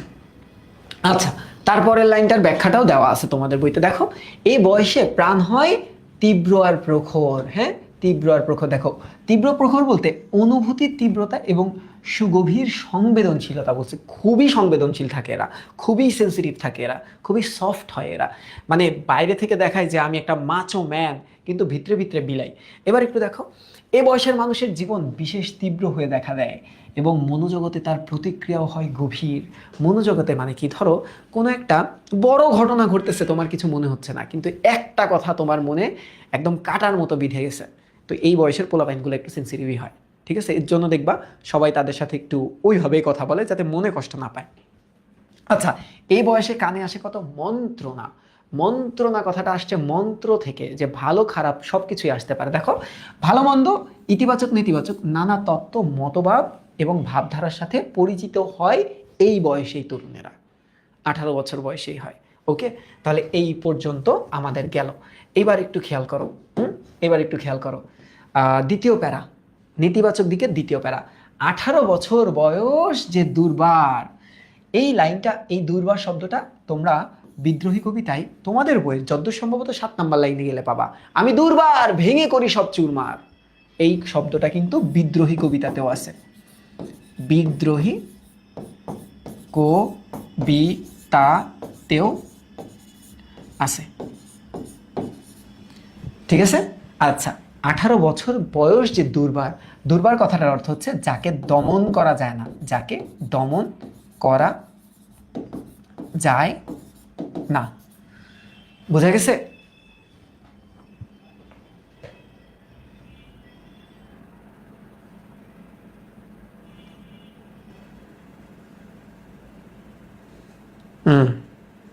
আচ্ছা, যেমন এই যে বিয়ে খাইতে গেলেই মানে আমার আসলে কেমন জানি লাগে, বুঝছো? ধরো এই যে আমি সানি ভাইয়ের বিয়ে খাইতে গেছিলাম, সানি ভাই আসলে একটা কি বলে এটাকে, একটা পারিবারিক বিবাহ সম্পন্ন করছিল। তা আমাকে বলছে চল যাই। তা আমি তো একদম মানজা বাইরে গেছি। মানজা মারা বুঝছো, আমাদের এই বন্ধু বান্ধবের মধ্যে একটা শব্দ ছিল যে মানজা বাইরা যাবো।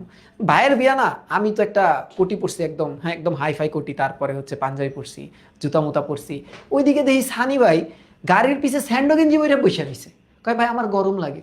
হের তুলতুলা শরীর একদম দিয়ে একদম চেগায় শুয়ে রয়েছে পিছে, একটা লাল পাঞ্জাবি পরছে পরে, ঠিক আছে, চাপে পইরা লাল পাঞ্জাবি পরছে। আমি কই ভাই আপনার না বিয়া?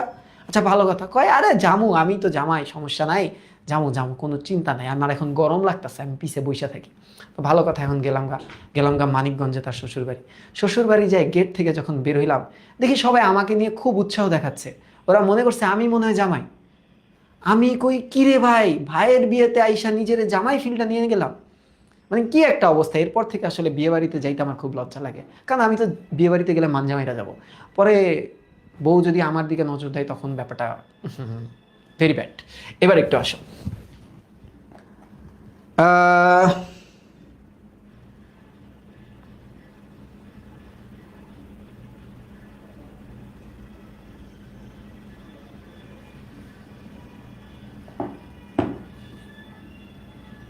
ওভার ওকে। এবার দেখো, 18 বছর বয়স যে দুর্বার, অর্থাৎ যাকে দমন করা যায় না, এই বয়সটাকে দমন করা যায় না। পথে প্রান্তরে ছোটায় বহু তুফান। তুফান কোন শব্দ জানো? তুফান, এই যে দুষ্টু কোকিলের তুফান, এই তুফান হচ্ছে একটা আরবি শব্দ। এইটা একটা আরবি শব্দ, জানতো এটা? তুফান যে একটা আরবি শব্দ। আচ্ছা, পথে প্রান্তরে ছোটায় বহু তুফান মানে কি জানো? রাস্তাঘাটে হুটহাট করে তারা কি করে ফেলে? দুর্যোগে হাল ঠিক রাখা ভার। তারা দুর্যোগে, দুর্যোগ মানে বিপদ আপদে, এমন কিছু করাই ফেলে যে হালটা ঠিক রাখতে পারে না, ভার রাখতে পারে না।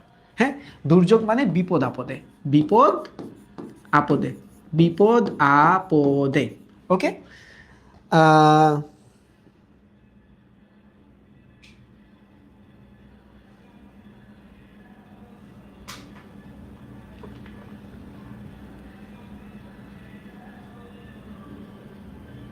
আরে হ সানি ভাই, একদম একদম একটা হায়েস নিছিলাম তো আমরা দুইটা, তো একদম হায়েসের পিছে একদম ঘাইমা, একদম অবস্থা খারাপ হয়ে গেছিল।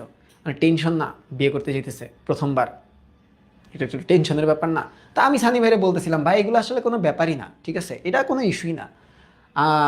মানে নিজেরা আমি খুব এক্সপিরিয়েন্স ভাবছি তখন, যে ভাই এটা আসলে কোনো ব্যাপার না, আপনি যান, আপনি বড় ভাই না, আপনি সাহস দেখায় গেলে না, পরে আমি যেতে পারবো। এবার একটু দেখো, আচ্ছা, দুর্যোগে হাল ঠিক রাখা ভার, ক্ষত বিক্ষত হয় সহস্র প্রাণ। সহস্র মানে কি? অনেক বা একাধিক।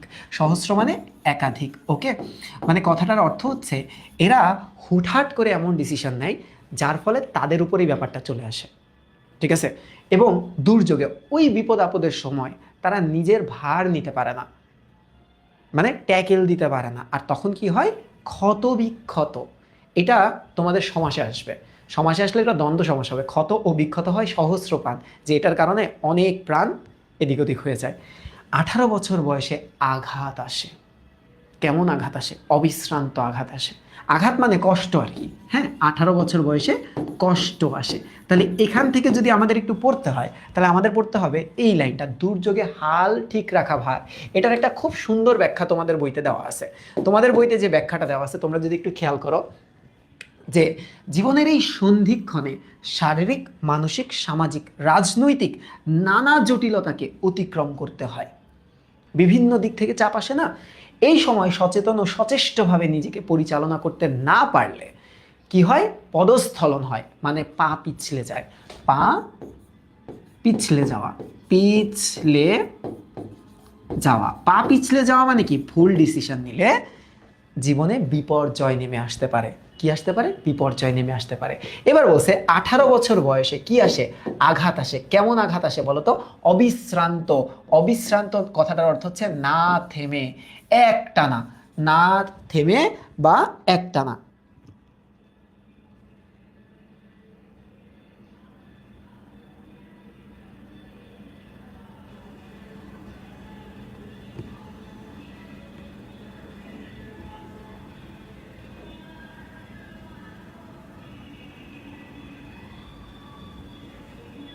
ইন্টারনেট প্রবলেম দেখাচ্ছে, কই না তো আসলে।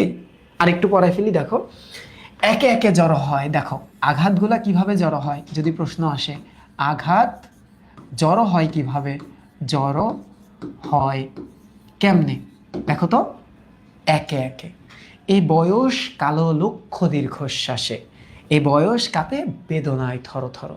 আচ্ছা, এই বয়স কালো লক্ষ্য কালো লক্ষ্য দীর্ঘশ্বাস মানে বুঝছো? যে না পাওয়ার বেদনাটা জমে থাকে মনে। না পাওয়ার, না পাওয়ার বেদনা। ওকে, না পাওয়ার বেদনা। এই বয়স কাঁপে বেদনায় থর থর, কষ্টে এই বয়সটা কাঁপে। বুঝতে পারছো? তাহলে এটার ব্যাখ্যাটা তোমাদের বইতে খুব সুন্দর মতো দেওয়া আছে। তো ব্যাখ্যাটা যদি একটু তোমাদেরকে দেখাই দিই, দেখো এই বয়স কালো লক্ষ্য দীর্ঘশ্বাসে বলতে কি বোঝানো হয়েছে? যে সচেতন, সচেষ্ট হয়ে সুনির্দিষ্ট লক্ষ্যে জীবন পরিচালনা করতে যদি আমরা না পারি, অজস্র ব্যর্থতার দীর্ঘশ্বাসে এই বয়স নেতিবাচক কালো অধ্যায় হয়ে উঠতে পারে।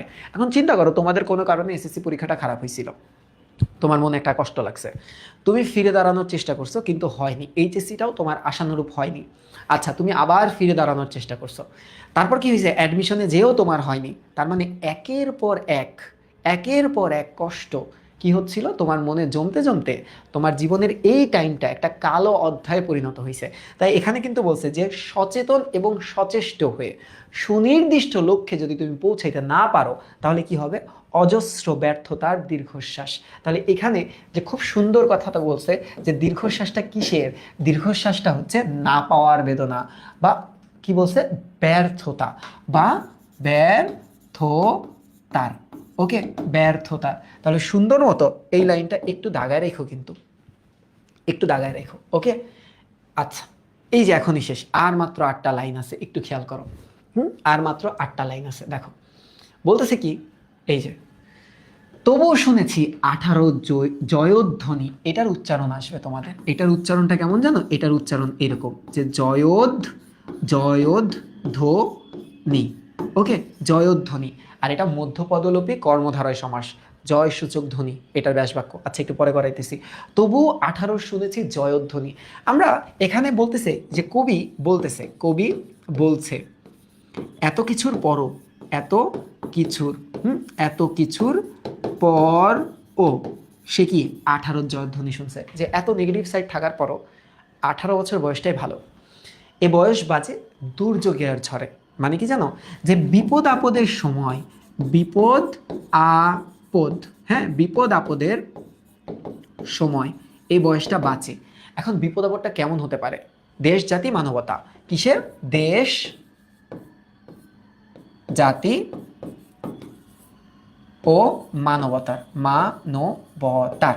ওকে, আচ্ছা, বিপদের মুখে এ বয়স অগ্রণী। অগ্রণী কথাটা যদি কোথাও পাও, এটার অর্থ হচ্ছে সামনে থেকে নেতৃত্ব প্রদানকারী। সামনে থেকে নেতৃত্ব প্রদানকারী।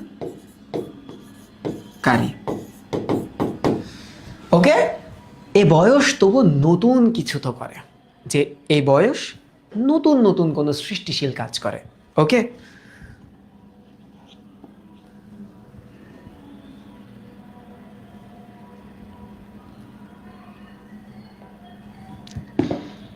তার মানে আলটিমেটলি এখানে আমরা যেটা পাইলাম যে 18 বছর বয়সের গুণগান, 18 বছর বয়সের গুণগান, গুণগান বা গুণ কীর্তন। ঠিক আছে, অপশনে যদি পাও গুণ কীর্তন তাও হবে কিন্তু, ওকে, তাও হবে। আর তবু শুনেছি 18 জয়ধ্বনি, এটার অ্যাকচুয়াল একটা খতে আসে। এই খটা যদি আসে তাহলে তোমরা কি অ্যান্সার দিবা, যে তাদের দুর্জয়ী মনোভাব, ঠিক আছে, এই যে এটা, হ্যাঁ, যে তাদের তাদের দুর্জয়ী মনোভাব ও অপার সম্ভাবনার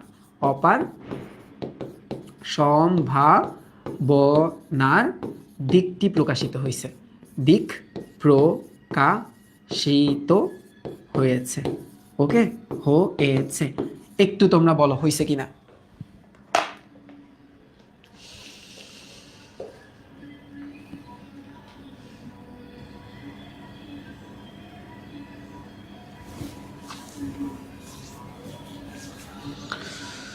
উফ,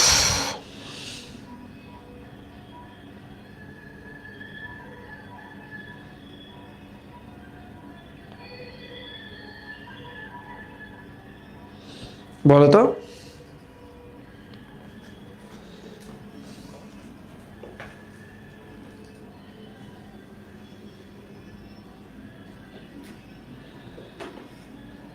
গান, এখন এই গানটা ছাড়ছে, দুल्हे का सेहरा सुहाना लगता है, दुल्हन तो दिल दीवाना करता है। মাথাটা নষ্ট হয়ে যাইতেছে আমার। এবার দেখো,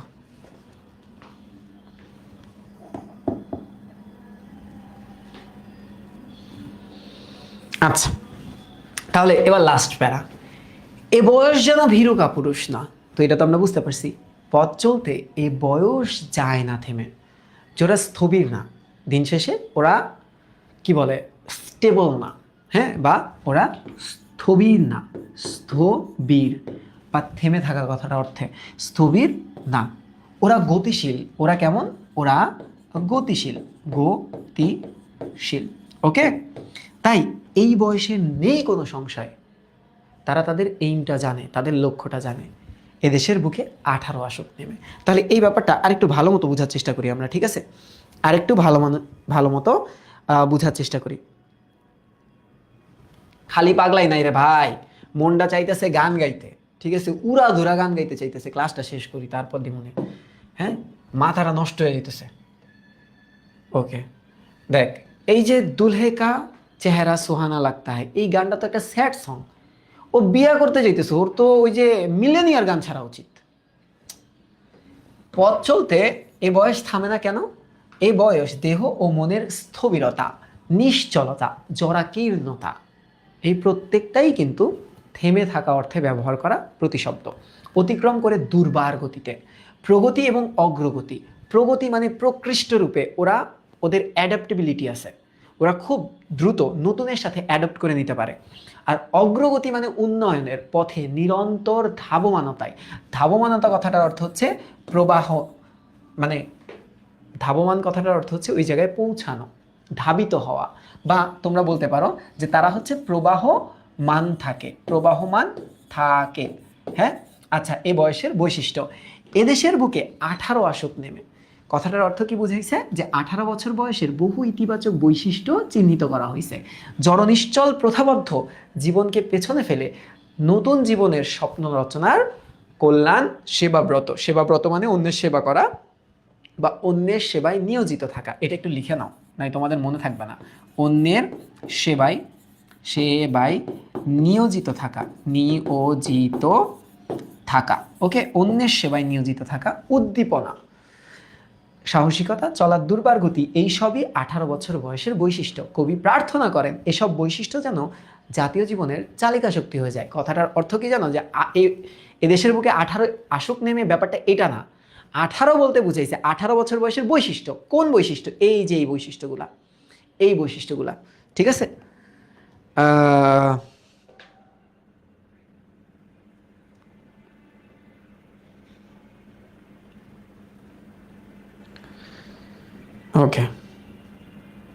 ডান, শেষ। এইবার একটু পাঠ পরিচিতিতে আসো, মানে পুরা রচনাটা আমরা পড়ে ফেলছি। পুরা রচনায় আমরা যে জিনিসটা, যদি সামারিটা তোমরা বলতে বলো, সামারিটা হচ্ছে এরকম যে 18 বছর বয়সটা খুবই ভালো বা ইতিবাচক কিছু দিক নিয়ে কবি আলোচনা করছে। যে বয়স কাউকে ভয় পায় না, স্টিমারের মতো চলে, বিরাট দুঃসাহসেরা উকি দেয় এই বয়সে, মানে অনেক কিছু হতে চায় তারা, এবং প্রাণ দেওয়া নেওয়া, রক্তদানের পুণ্য, শপে আত্মাকে শপথের কোলাহলে, অর্থাৎ 18 বছর বয়সের ইতিবাচক যত দিক আছে কবি এগুলা নিয়ে আলোচনা করার পর 18 বছর বয়সের কিছু ভয়ঙ্কর দিকগুলা সম্পর্কে আলোচনা করছে। এই ভয়ঙ্কর দিক বলেনি যে সবার থাকে, এই ভয়ঙ্কর দিকে মানুষ ধাবিত হতে পারে বা ছুটতে পারে। ধাবিত কথাটার অর্থ হচ্ছে ছোটা, তো ছুটতে পারে। তা আমাদের কি করতে হবে? আমাদের ব্যালেন্স করতে হবে, যে খারাপ দিকগুলো আমাদের পরিহার করতে হবে, কারণ আমরা জানি খারাপ দিকে গেলে আমরা কামব্যাক দিতে পারবো না। তারপর লাস্টলি কবি বলার চেষ্টা করছে যে এদেশের বুকে 18 আসুক নেমে, অর্থাৎ এদেশের সকল মানুষের মনে 18 বছর বয়সের যেই স্বভাব ধর্মটা আছে সেটা জানি থাকে, তাহলে সবাই বা দেশ বা জাতি অগ্রগতি বা অগ্রগামী হবে। এবার একটু দেখো সুকান্ত ভট্টাচার্যের কবিতাটি, হ্যাঁ, সুকান্ত ভট্টাচার্যের 18 বছর বয়স, এটা সেম তো নাই যাইব আপনারা, একটু দাঁড়াও, হ্যাঁ একটু দাঁড়াও, হ্যাঁ 18 বছর বয়স সুকান্ত ভট্টাচার্যের কবিতাটি 1948 সালে, দেখো বইতেও কিন্তু এক হিসাবে ভুল আছে, কারণ এটা তার মৃত্যুর 3 থেকে 4 মাস পর প্রকাশ হয়েছিল। তো এখানে দেওয়া 1948 সালে ছাড়পত্র কাব্যগ্রন্থ থেকে সংকলন করা হয়েছে। কবিতায় কবি নিজের অভিজ্ঞতার আলোকে বয়সন্ধিকালের বৈশিষ্ট্য তুলে ধরছে। তাহলে এইটা হচ্ছে কিওয়ার্ড, এটা তোমার কিওয়ার্ড, যে কি তুলে ধরছে, তখন তোমার দিতে হবে বয়সন্ধিকালের বৈশিষ্ট্য, শারীরিক না, বয়সন্ধিকালের শারীরিক না, মনে রাখো মানসিক বৈশিষ্ট্য। ওকে, মানসিক। আচ্ছা, কৈশোর থেকে যৌবনে পদার্পণ করার এই বয়সটি কি? উত্তেজনার। আমাদের মধ্যে উত্তেজনা আছে না অনেক। আচ্ছা, প্রবল আবেগ উচ্ছ্বাসের জীবন ঝুঁকি নেবার জন্য উপযোগী একটা বয়স। এ বয়স অদম্য দুঃসাহসেরা সকল বাধা বিপত্তিকে পেরিয়ে যাওয়ার এবং অন্যায়ের বিরুদ্ধে মাথা উঁচু করে দাঁড়ানোর জন্য প্রস্তুত। এদের ধর্মই হলো আত্মত্যাগের মহান মন্ত্রে উজ্জীবিত হওয়া, আঘাত সংঘাতের মধ্যে রক্ত শপথ নিয়ে ঝাঁপিয়ে পড়া। তাহলে এই প্রশ্নটা একটু দাগাও, যে এইটা আসবে তোমাদের বহুপদীতে। বহুপদীতে যে 18 বছর বয়সের ধর্মটা কি? আত্মত্যাগের মহান মন্ত্রে উজ্জীবিত হওয়া। এইটা দেখবা জ্ঞানমূলকে আসছে সরাসরি, এটা সরাসরি জ্ঞানমূলকে আসছে। আচ্ছা, আর এমসিকিউতে যদি এই অপশনটা না থাকে তবে অ্যান্সার একটাই, আর নাই দুইটা। পাশাপাশি সমাজ জীবনের নানা বিকার, অসুস্থতা ও সর্বনাশের অভিঘাতে হয়ে উঠতে পারে এরা ভয়ঙ্কর। ভালো কথা, কিন্তু এই বয়সের আছে সমস্ত দুর্যোগ আর দুর্বিপাক মোকাবেলা করার অদম্য প্রাণশক্তি। ফলে তারুণ্য ও জীবন শক্তি দুর্বার বেগে এগিয়ে যায় প্রগতির পথে। যৌবনে উদ্দীপনা, সাহসিকতা, দুর্বার গতি, নতুন জীবন রচনার স্বপ্ন এবং কল্যাণব্রত, মানে মানুষের ভালো করাই এরা নিয়োজিত থাকে। এসব বৈশিষ্ট্যের জন্য কবি প্রত্যাশা করেছেন নানা সমস্যা পীড়িত দেশে তারুণ্য ও যৌবন শক্তি যেন জাতীয় জীবনের চালিকা শক্তি হয়। চালিকা শক্তি মানে কি? মানে জাতীয় জীবনের অ্যাকচুয়াল শক্তিতে পরিণত হয়। 18 বছর বয়স কবিতাটি মাত্রাবিদ্ধ ছন্দে রচনা করা। কেমন? 6+6+2। ওকে, এইবার কিছু খুঁটিনাটি জিনিস তোমাদেরকে পড়াবো, অল্প একটু দেখো, অল্প একটু অল্প একটু পড়াবো তোমাদেরকে। দেখো একটু দেখো, এমসিকিউ যেভাবেই আসুক না কেন তোমরা তাহলে পারবা। দেখো প্রশ্নটা যদি আসে, এগুলো হচ্ছে বহুপদীর জন্য। হ্যাঁ, দেখো স্পর্ধায় নাই মাথা তুলবার ঝুঁকি বলতে আসলে কি বোঝানো হয়েছে? দেখো আত্মচেতনার উন্মোচন। আত্মচেতনার উন্মোচন মানে কি বলতো?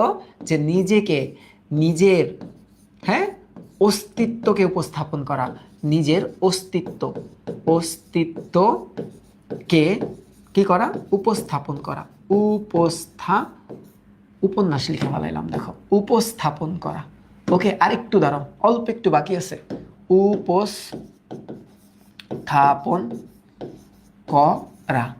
ওকে, পরনির্ভরশীলতা ত্যাগ করা, আত্মপ্রত্যয়ী হওয়া। এটা বহুপদীর জন্য করবা, বহুপদী, দেখবা হুবহু কমন পাইছো। এবার একটু দেখো 18 বছর বয়স কবিতায় কবি মূলত বোঝাতে চেয়েছেন, কি বোঝাইতে চাইছেন দেখো তো? অফুরন্ত প্রাণশক্তিতে ভরপুর। দেখো তরুণরা কেমন, যদি প্রশ্ন আসে যে 18 বছর বয়সের তরুণরা কেমন, তখন তোমার অ্যান্সার দিতে হবে অদম্য প্রাণ শক্তিতে ভরপুর।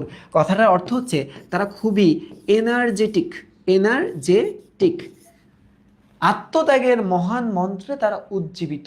এইটা হচ্ছে তাদের ধর্ম, এই বয়সের ধর্ম। এবং দেশের কল্যাণে তারা অগ্রণী। অগ্রণী মানে কি? তারা নেতৃত্ব প্রদান করে, নেতৃত্ব প্রদান করে। এই প্রশ্নগুলা কিন্তু তোমাদের লাগবে বহুপদীর জন্য, মানে ইম্পর্টেন্ট হচ্ছে এগুলাই। হ্যাঁ, ইম্পর্টেন্ট এগুলো। এখানে কয়েকটা আছে, দেখো। তারুণ্যের বৈশিষ্ট্যটা যদি পরীক্ষায় আসে যে কেমন, এরা কি করে? এরা প্রগতির পথে চলে। হ্যাঁ, অ্যাডাপ্টেবিলিটির কথা বলা হচ্ছে। এরা অগ্রগতির পথে চলে, কল্যাণের পথে চলে। তো এইটা তোমরা বহুপদীর জন্য পড়বা। অ্যান্সার হবে সবগুলা পদী, অ্যান্সার হবে 1, 2 ও 3, সবগুলো অ্যান্সার হবে। তারুণ্যের ধর্মটা কেমন? তারুণ্যের ধর্ম হচ্ছে প্রগতির পথে চলা, কর্তব্যপরায়ণ হওয়া। আচ্ছা, জৈবনে পদার্পণ, এই বিষয়টি তাৎপর্য প্রকাশ করে কিভাবে? যে জৈবনে পদার্পণ করলে হয়টা কি? এই যে নির্ভরশীলতা পরিহার, দুঃসহ সময় আত্মপ্রতিষ্ঠার সংকল্পে। আত্মপ্রতিষ্ঠা মানে নিজেকে বা নিজের সিদ্ধান্তটাকে প্রতিষ্ঠা করা। 18 বছর বয়স কবিতায় বর্ণিত কৈশোর থেকে যৌবনে পদার্পণের এই বয়সটি কেমন?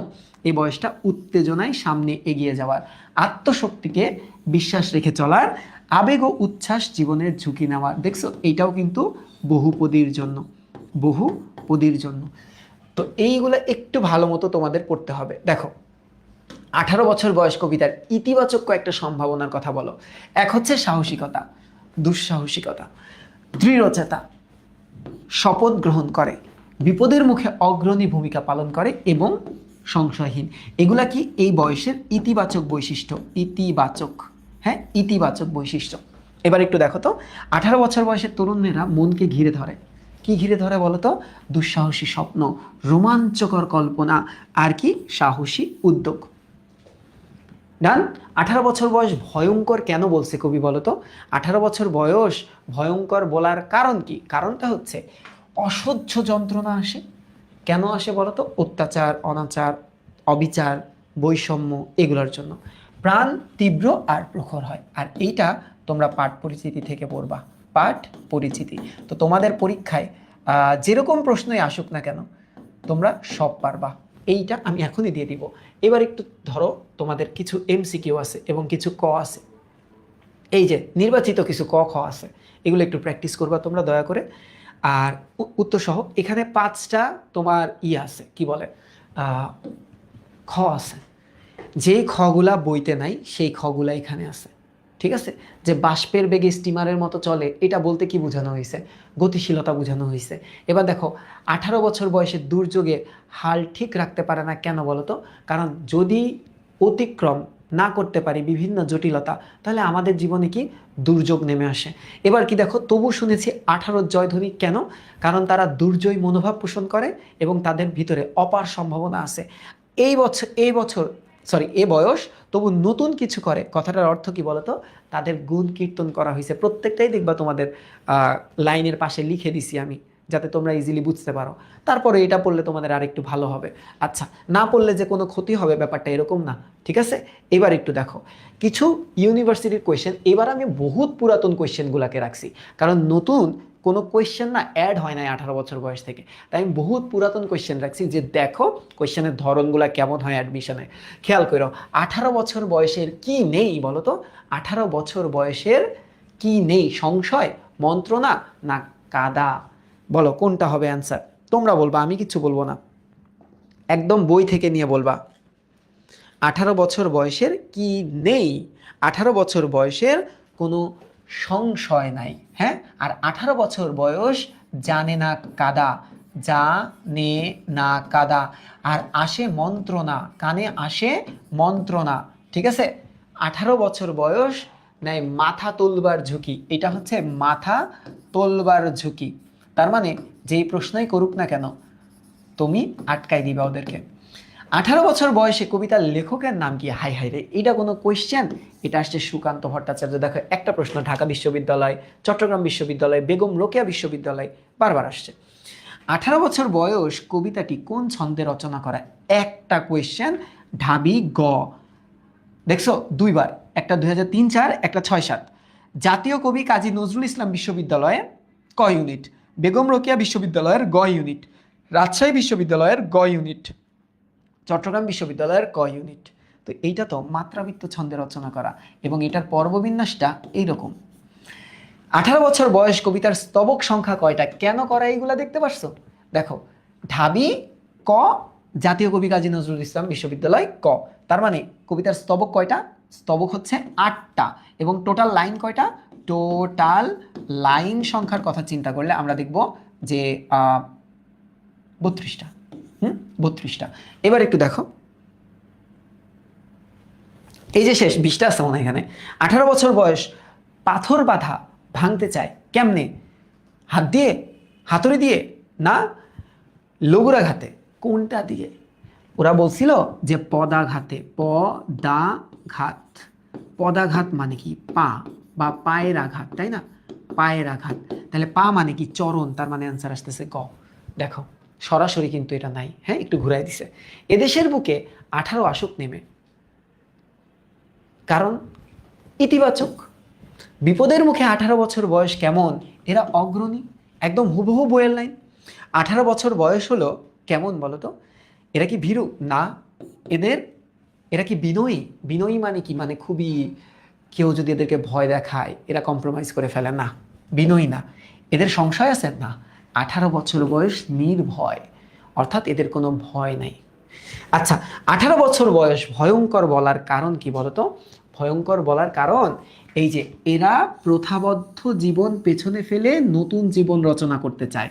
এটা ওই যে এদেশের বুকে 18 আসুক নেমে আসে না, এটা শব্দার্থ ও টিকায় গেলে পাবা। শব্দার্থ ও টিকা। ওকে, দেখো বইয়ের বাইরে থেকে অ্যাডমিশনে কোয়েশ্চেন করে না, তো অ্যাডমিশনের কোয়েশ্চেন আধ্যাত্মিক কিছু না। তারপর কি? আচ্ছা, এটা তো গেল। এবার দেখো 18 বছর বয়স কবিতায় 18টা কি? ঔদ্ধত্য মানে অহংকার, না। জাগরণ, না। প্রতিবাদ, না। যৌবন, এটা হচ্ছে একটা সময়। ওকে, একটা কোয়েশ্চেন দেখো, ফ্যাসি বিরোধী লেখক শিল্পী সমিতি সংঘ এর পক্ষে সুকান্ত ভট্টাচার্য সম্পাদিত কাব্যগ্রন্থের নাম ছিল আকাল। আকাল, এটা হয়তো বা টাইপিং মিস্টেক হয়েছে। নিচের কোনটি ঠিক? আই হাই রে, এইটা কোনো কোয়েশ্চেন? ক, নিচের কোনটা ঠিক? তুমি নিজে দেখো। 18 বছর বয়স, এটা তো ঠিক না। 18 বছর বয়স, এটা কি ঠিক? এখানে তো ওকার নাই। 18 বছর বয়স, এইটা ঠিক। দেখো কি থার্ড ক্লাস কোয়েশ্চেন। তোমাদের ভয় পাওয়ার কারণ কি দেখছো? আবার কলেজে কিন্তু এই ধরনের কোয়েশ্চেন আসে না। সুকান্ত ভট্টাচার্যের পৈতৃক নিবাস কোথায়? দেখো অপশন 5টা, 4টা অপশন আসবে, ব্যাপারটা কিন্তু এরকম না। অপশন 5টা, হ্যাঁ। মাদারীপুর না, বরিশাল না, যশোর না, ফরিদপুর না, গোপালগঞ্জ। ওকে, গোপালগঞ্জ। এখন চিন্তা করো গোপালগঞ্জ নাই। গোপালগঞ্জ যদি না থাকতো তাহলে অ্যান্সারটা কি হইতো জানো? ফরিদপুর হইতো। কেন ফরিদপুর জানো? আগে এটা বৃহত্তর ফরিদপুর ছিল, ওইটা ভেঙে পরে গোপালগঞ্জ হয়েছে আর কি। এবার একটু দেখো, পূর্ণিমার চাঁদ যেন ঝলসানো রুটি, এটা একটা কবিতা আছে, আমার জানা মতো আমি পড়ছিলাম, হে মহামানব নামক কবিতায়, সেখানে এই লাইনটা ছিল আর কি। সুকান্ত ভট্টাচার্য রচনা করে কোনটা? হরতাল, কর্মবিরতি, ধর্মঘট, না ঘেরাও? এটা হবে হরতাল। এইটা 18 বছর বয়স কবিতাটি কোন কাব্যগ্রন্থের অন্তর্গত? আমরা জানি এই যে ছাড়পত্র তোমাদের বইয়ে 1948 দেওয়া, তো আমরা 48ই দিলাম, কিন্তু বাকিগুলাও লাগবে। সোনালী কাবিন লিখছে হচ্ছে আল মাহমুদ। আল মাহমুদ, হ্যাঁ, ইনি লিখছেন। বৈরী বৃষ্টিতে একজন রাইটার আছে যার নাম হচ্ছে সিকান্দার আবু জাফর। সিকান্দার আবু জাফর, ইনি রচনা করছে এটা। আর অমীমাংসিত রমণী, এটা লিখছে হচ্ছে নির্মলেন্দুগুণ। নির্মলেন্দু গুণ, হ্যাঁ, তোমরা যেটা ওই যে পড়ছিলাম না স্বাধীনতায় শব্দটি কিভাবে আমাদের হলো, আচ্ছা ওই রাইটার লিখছে। এবার একটু দেখো তো, তবু শুনেছি 18-র জয়ধ্বনি, হ্যাঁ, কেন বলো তো? আচ্ছা, এইটা তো কোন লাইনে পাইছিলাম বলো তো আমরা? এটা হচ্ছে লাস্ট 2 প্যারার মধ্যে ছিল না? তো লাস্ট 2 প্যারার ভিতরে কি ইতিবাচক নেতিবাচক কিছু ছিল? নেতিবাচক তো কিছু ছিল না। তাহলে দেখো, এ বয়স কাপে বেদনায় থরথর, এটা তো নেতিবাচকের দিক। আচ্ছা, এই বয়স বাঁচে দুর্যোগে আর ঝড়ে, এই বয়সে নেই কোনো সংশয়। কোনটা হবে রাইট অ্যান্সার? একদম বইয়ের প্রথমটা বাদ। হ্যাঁ, প্রথমটা বাদ। বলো তো কোনটা হবে?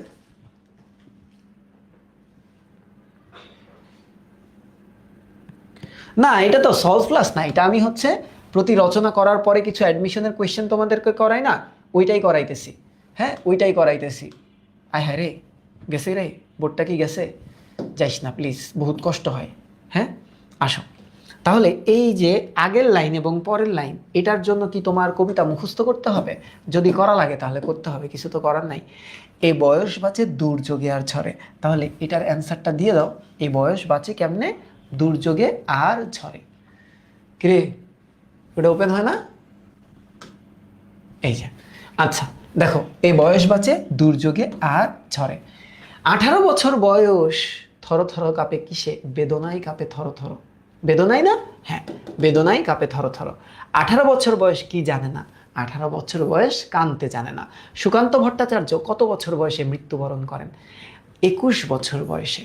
কেন 20 বছর 9 মাস দিলাম না বলো তো? কারণ বইতে স্পষ্ট করে বলা যে প্রায় 21 বছর বয়স, তাই আমরা 20 বছর 9 মাস এটা দিব না। আচ্ছা, এই তো শেষ। বুঝছো সব? সব বুঝছো? আরেকটু আছে, বাংলা সেকেন্ড পেপারের টার্মগুলো কি পড়বো না?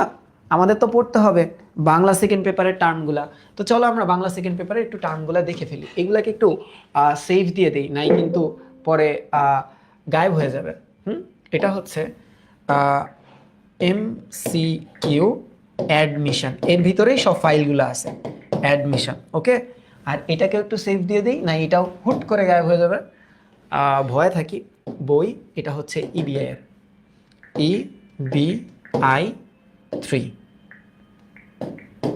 ওকে, আচ্ছা এবার আমরা কিছু টার্ম আছে বাংলা দ্বিতীয় পত্র, সেগুলো একটু করার চেষ্টা করি। দেখো, বাষ্পের বেগটা কি বলতো? বাষ্পের বেগ মানে কিন্তু বাষ্পেরই বেগ, বাষ্পের বেগ। তোমাদের কি মনে আছে যে যেটা তোমার ব্যাসবাক্য সেটাই যদি সমস্ত পদ হয়, ছোটবেলায় তোমাদেরকে 9 10-এ পড়াইছি না, যেটা ব্যাসবাক্য সেটাই যদি সমস্ত পদ হয় তাহলে ওটা কি হয় বলতো? ওটা হয় অলুক তৎপুরুষ। অলুক তৎপুরুষ, একটু দাগায় রাখো জাস্ট।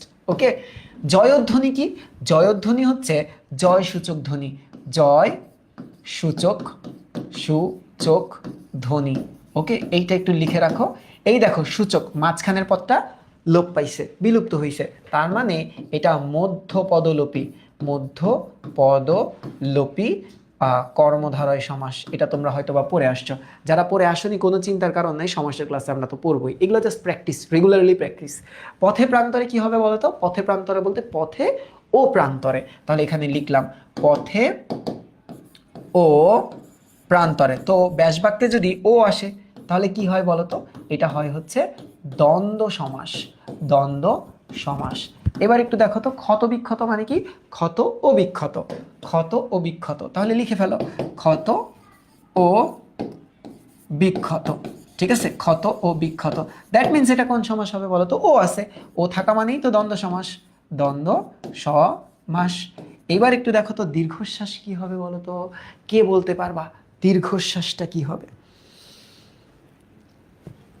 কোনো পদের শুরুতে যদি দীর্ঘ বা ক্ষণ বা চির, হ্যাঁ চির, ধরো আমি লিখলাম চিরকুমার, হ্যাঁ, বা ক্ষণকাল, হ্যাঁ, বা না ক্ষণকাল না, ক্ষণস্থায়ী, চিন্তা করো, ক্ষণস্থায়ী। ওকে, ক্ষণস্থায়ী। কখনো একটু নিয়মটা জেনে রাখো, সমাস পড়ার টাইমে আরও ডিসকাস করব। নিয়মটা কি জানো? নিয়মটা হচ্ছে, তুমি যদি কোনো সমস্ত পদের শুরুতে দীর্ঘ, ক্ষণ অথবা চির এটা দেখো, ব্যাসবাক্যটা খুবই ইজি। কেমনে? তুমি ফার্স্টে এই ফার্স্টের জিনিসগুলো লিখবা। লিখলাম দীর্ঘ, হ্যাঁ দীর্ঘ, তারপর লিখলাম ক্ষণ, তারপর লিখলাম চির, হ্যাঁ চির, তারপর কি করব জানো? লিখবো কাল, কাল, প্রত্যেকটার সাথে দিব কাল, প্রত্যেকটার সাথে দিব কাল। মাঝখানে একটা পদ আনবো, ব্যাপিয়া। কি? ব্যাপিয়া।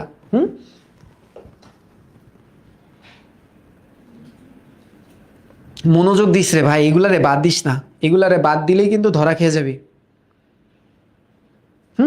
মাঝখানে কি করব? মাঝখানে ব্যাপিয়া শব্দটা নিয়ে আসবো, ব্যাপিয়া, ব্যাপিয়া, আবার লিখবো ব্যাপিয়া, হ্যাঁ আবার লিখবো ব্যাপিয়া, ব্যাপিয়া, আবার লিখবো ব্যাপিয়া, ব্যাপিয়া। বাকি অংশটা লিখে দাও, বাকি অংশটা লিখে দাও। যে দীর্ঘকাল ব্যাপিয়া, ক্ষণকাল ব্যাপিয়া, চিরকাল ব্যাপিয়া কি বলতো? এটা হচ্ছে শ্বাস, যে শ্বাসটা দীর্ঘকাল ব্যাপী আমরা নেই। ক্ষণস্থায়ী মানে কি?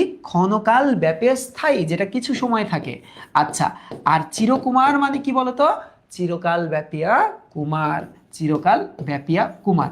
এগুলো হচ্ছে একই নিয়মে এবং এদেরকে দ্বিতীয় তৎপুরুষ সমাস বলা হয়। কি বলা হয়? এরা হচ্ছে দ্বিতীয় তৎপুরুষ। একটু লিখে রাখো যে এরা হচ্ছে আমাদের দ্বিতীয় তৎপুরুষ। আমার গলা গেছে গারে, দ্বিতীয় তৎপুরুষ। ডান। এইবার তোমরা বলো এইগুলা পারবা কিনা। অহরহটা কি বলো তো? ছোটবেলার পড়া। অহরহ হচ্ছে অহ অহ, অহ যোগ অহ ইজ ইকুয়াল টু অহরহ, ছোটবেলার পড়া। আচ্ছা, অহ মানে কি? দিন। অহ মানে দিন, ডে। সংশয়, এটাও তোমরা পারো, এটা হচ্ছে সম যোগ শয়, সংশয়। ভয়ঙ্কর, এটা হচ্ছে ভয়ম, ভয়ম যোগ কর, ভয়ঙ্কর। ঠিক আছে, ভয়ঙ্কর। তাহলে এই গেল হচ্ছে আমাদের সন্ধি আর সমাস, বাংলা দ্বিতীয় পত্রের যে অংশটা। আর কি কিছু আছে আমাদের? একটু দেখি তো। ও, এটা হচ্ছে উচ্চারণ, এটা হচ্ছে আমাদের উচ্চারণ। তাহলে দ্রুত একটু উচ্চারণটা করে ফেলি। দেখো একটু উচ্চারণটা, উচ্চারণটা অল্প একটু পড়া, অল্প একটু পড়া, দেখ অল্প একটু, দেখ অল্প। আমি তোমাদেরকে বলি, হ্যাঁ শুরুটা করব কি দিয়ে? আমরা ধরো নিচের থেকে শুরু করি। আচ্ছা, দীর্ঘশ্বাস, দীর, দেখো ফার্স্টে বলছি দীর, তারপর বলছি ঘোষ, দীর্ঘোষ, তারপর বলছি শ্বাস। এবার তোমরা উচ্চারণ করো। এই যে দেখো দীর, হ্যাঁ দীর লিখলাম, দীর, তারপর কি লিখবো বলো তো? ঘোষ, দীর্ঘোষ, তারপর কি লিখবো বলো তো? শ্বাস, শ্বাস। এখানে দুইটা তালব্য স কেন হয়েছে জানো? কারণ বফলা থাকলে ওই ধ্বনিটা ডাবল হয়। এবার একটু বলো বয়স, এটা কেমন হবে? ব ওষ, বয়স, বয়স। এই যে বছর, বছর, এটার উচ্চারণটা কেমন? ব, তারপর আমরা করি ছোর, বছর। তীব্র, ব্রো, তীব্র, হ্যাঁ বিয়ারো ব্রো। তাহলে লেখো তিব, ফার্স্টে লেখো তিব, তারপর লিখবা ব্রো, তীব্র। এবার দাও তো লক্ষ্যটা কি হবে? মনে রাখো, এই যে যদি ক্ষীয় থাকে না, এই যে ক্ষীয়, ক্ষীয়টাকে ভাঙালে প্রথমে ক পাবা, তারপরে খ পাবা, তাই না? আচ্ছা, খটা মুক্তভাবে উচ্চারিত হয়, ওকারযুক্তই হয় ম্যাক্সিমাম ক্ষেত্রে। একটু মনে রাখো, এই ক্ষীয়ের আগে যদি কোনো অধ্বনি থাকে, এই অধ্বনিটা হয়ে যায় ওধ্বনি। দেখো অধ্বনি মানে কি? লয়ের সাথে একটা অ আছে না? হ্যাঁ, এখন লয়ের উচ্চারণটা ল হবে না, লো হবে, কারণ অ এর উচ্চারণটা হয় ও এর মতো। তাহলে লয়ের উচ্চারণটা হবে লো এর মতো। তাহলে এটার উচ্চারণটা কেমন হবে বলো তো? এটার উচ্চারণটা হবে লক্ষ, লক্ষ। ওকে, এইটার উচ্চারণটা কি বলতো? সহস্র, সহস্র। এসের মতো যদি, এসের মতো যদি উচ্চারণ হয় তাহলে দন্তস্ব হয়। তাহলে স প্রথমটা কিন্তু এসের মতো হয় নাই, যদি এস এর মতো না হয় এস এইচ এর মতো হয়। মনে রাখো, এস এর মতো হলে দন্তাস্ব হবে, আর এস এইচ এর মতো উচ্চারিত হলে তালব্য স হবে। তাহলে এই শটা স এর মতো উচ্চারণ হয়। সহস্র তো বলি না, স তারপর বলি হোস। তাহলে দেখো প্রথমে বলছি স, তারপর বলছি হোস, সহস্র, সহস্র। ঠিক আছে, এটার উচ্চারণ কি? যন্ত্রণা। তাহলে লেখো জন, ফার্স্টে লিখবো হচ্ছে জন নর্মালি, এই যে জন, তারপর কি লিখবো? ত্র, এই যে ত্র, তারপর লিখবো না, যন্ত্রণা। ক্ষত বিক্ষত, মনে রাখবা এই ক্ষীয় যদি শুরুতে বসে তাহলে ক্ষয়ের মতো হয়, নর্মাল খ। আর এ যদি মাঝে বা শেষে থাকে তাহলে একটা ক আর একটা হবে খ। তাহলে এটার উচ্চারণটা কি লিখবো আমরা বলো তো? ক্ষত, খ তো।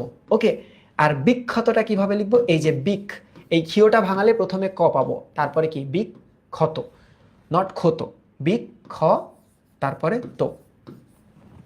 প্রখর পারবা না? প্রখর, প্রখর।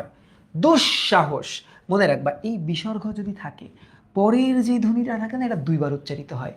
দুঃসাহস না কিন্তু দুঃসাহস। এখানে কিন্তু একটা এস এর মতো উচ্চারণ হয় নাই, প্রত্যেকটা শই কিন্তু তালব্য স হবে। তাহলে দুষ, এ দেখো দুষ, তারপরে কি সা, তারপরে হোস, দুঃসাহস। হ্যাঁ, অসহ্য, মনে রাখো যদি এই জফলা পাও, হয় জফলা, তাহলে হয় জফলাকে যখন আমরা ভাঙাবো প্রথমে পাবো জ, তারপরে পাবো ঝ। তাহলে এবার বলো তো অসহ্যটা কি হবে? অসহ্যটা হবে অ, তারপরে হবে সহ্য, অসহ্য, তারপরে হবে ঝ, অসহ্য। এখানে দন্তস্ব থাকার সত্ত্বেও তালব্য স কেন হলো? কারণ এই দন্তস্বয়ের উচ্চারণটা এস এইচ এর মতো হয়েছে। অসহ্য হয় না, অসহ্য হয়। শূন্য নর্মাল উচ্চারণ না, শূন্য, শূন্য। তাহলে এই যে লেখো শুন, তারপর লেখো নো, শূন্য। ডান, শেষ, আজকের পড়া শেষ। বলো সবাই বুঝছো? একটু কমেন্ট করো, সবাই কি বুঝছো? আজকে আসলে তোমাদের হয়তো বা ওরকম মজা করে পড়াতে পারিনি, কারণ আসলে আমার শরীরটা চলতেছে না, আমার শরীরটা খুবই খারাপ। এক হচ্ছে বৃষ্টি হয়, হ্যাঁ, বৃষ্টির মধ্যে যাই পড়াতে বা আমাদের অফিসে যাই, ভিজতে ভিজতে আসি, হ্যাঁ, আবার পড়াতে যাই। তো এরকম করতে করতে না শরীরটা শুকায় না, ওই ভিজা শরীরেই থাকা লাগে, হ্যাঁ, পানিটা শরীরের সাথে একদম মিশে যায়। তো এই কারণেই একটু একটু না ভালোই জ্বর জ্বর লাগতেছে, আল্লাহ ভরসা। ডান।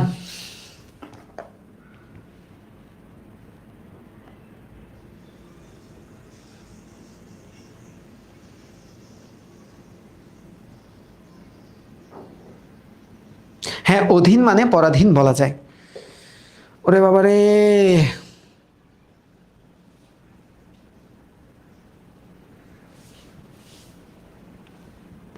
কালকে স্লাইড আপলোড দিই না, এটা অনেকে বলছো, আমি আবার চেক করে দিচ্ছি আজকে। হ্যাঁ, তো থ্যাংক ইউ আমাকে এত সময় দেওয়ার জন্য। ভালো থাকো, সুস্থ থাকো। কালকে আমার সুচেতনা পড়াটার বেশি ইচ্ছা, কারণ অনেকে চাইছেও যে সুচেতনাটা দিতে। সুচেতনা পড়াইছিলাম 3 বছর আগে, গত ইবিআইতে এটার খালি আর্কাইভটা দেওয়া হয়েছিল। তো তোমাদেরকে সুচেতনাটা তোমাদের পুরোটাই লাইভে পড়াইতে হবে আর কি। তো ভালো থাকো, সুস্থ থাকো, দেখা হচ্ছে ইনশাল্লাহ আগামীকাল। আসসালামু আলাইকুম।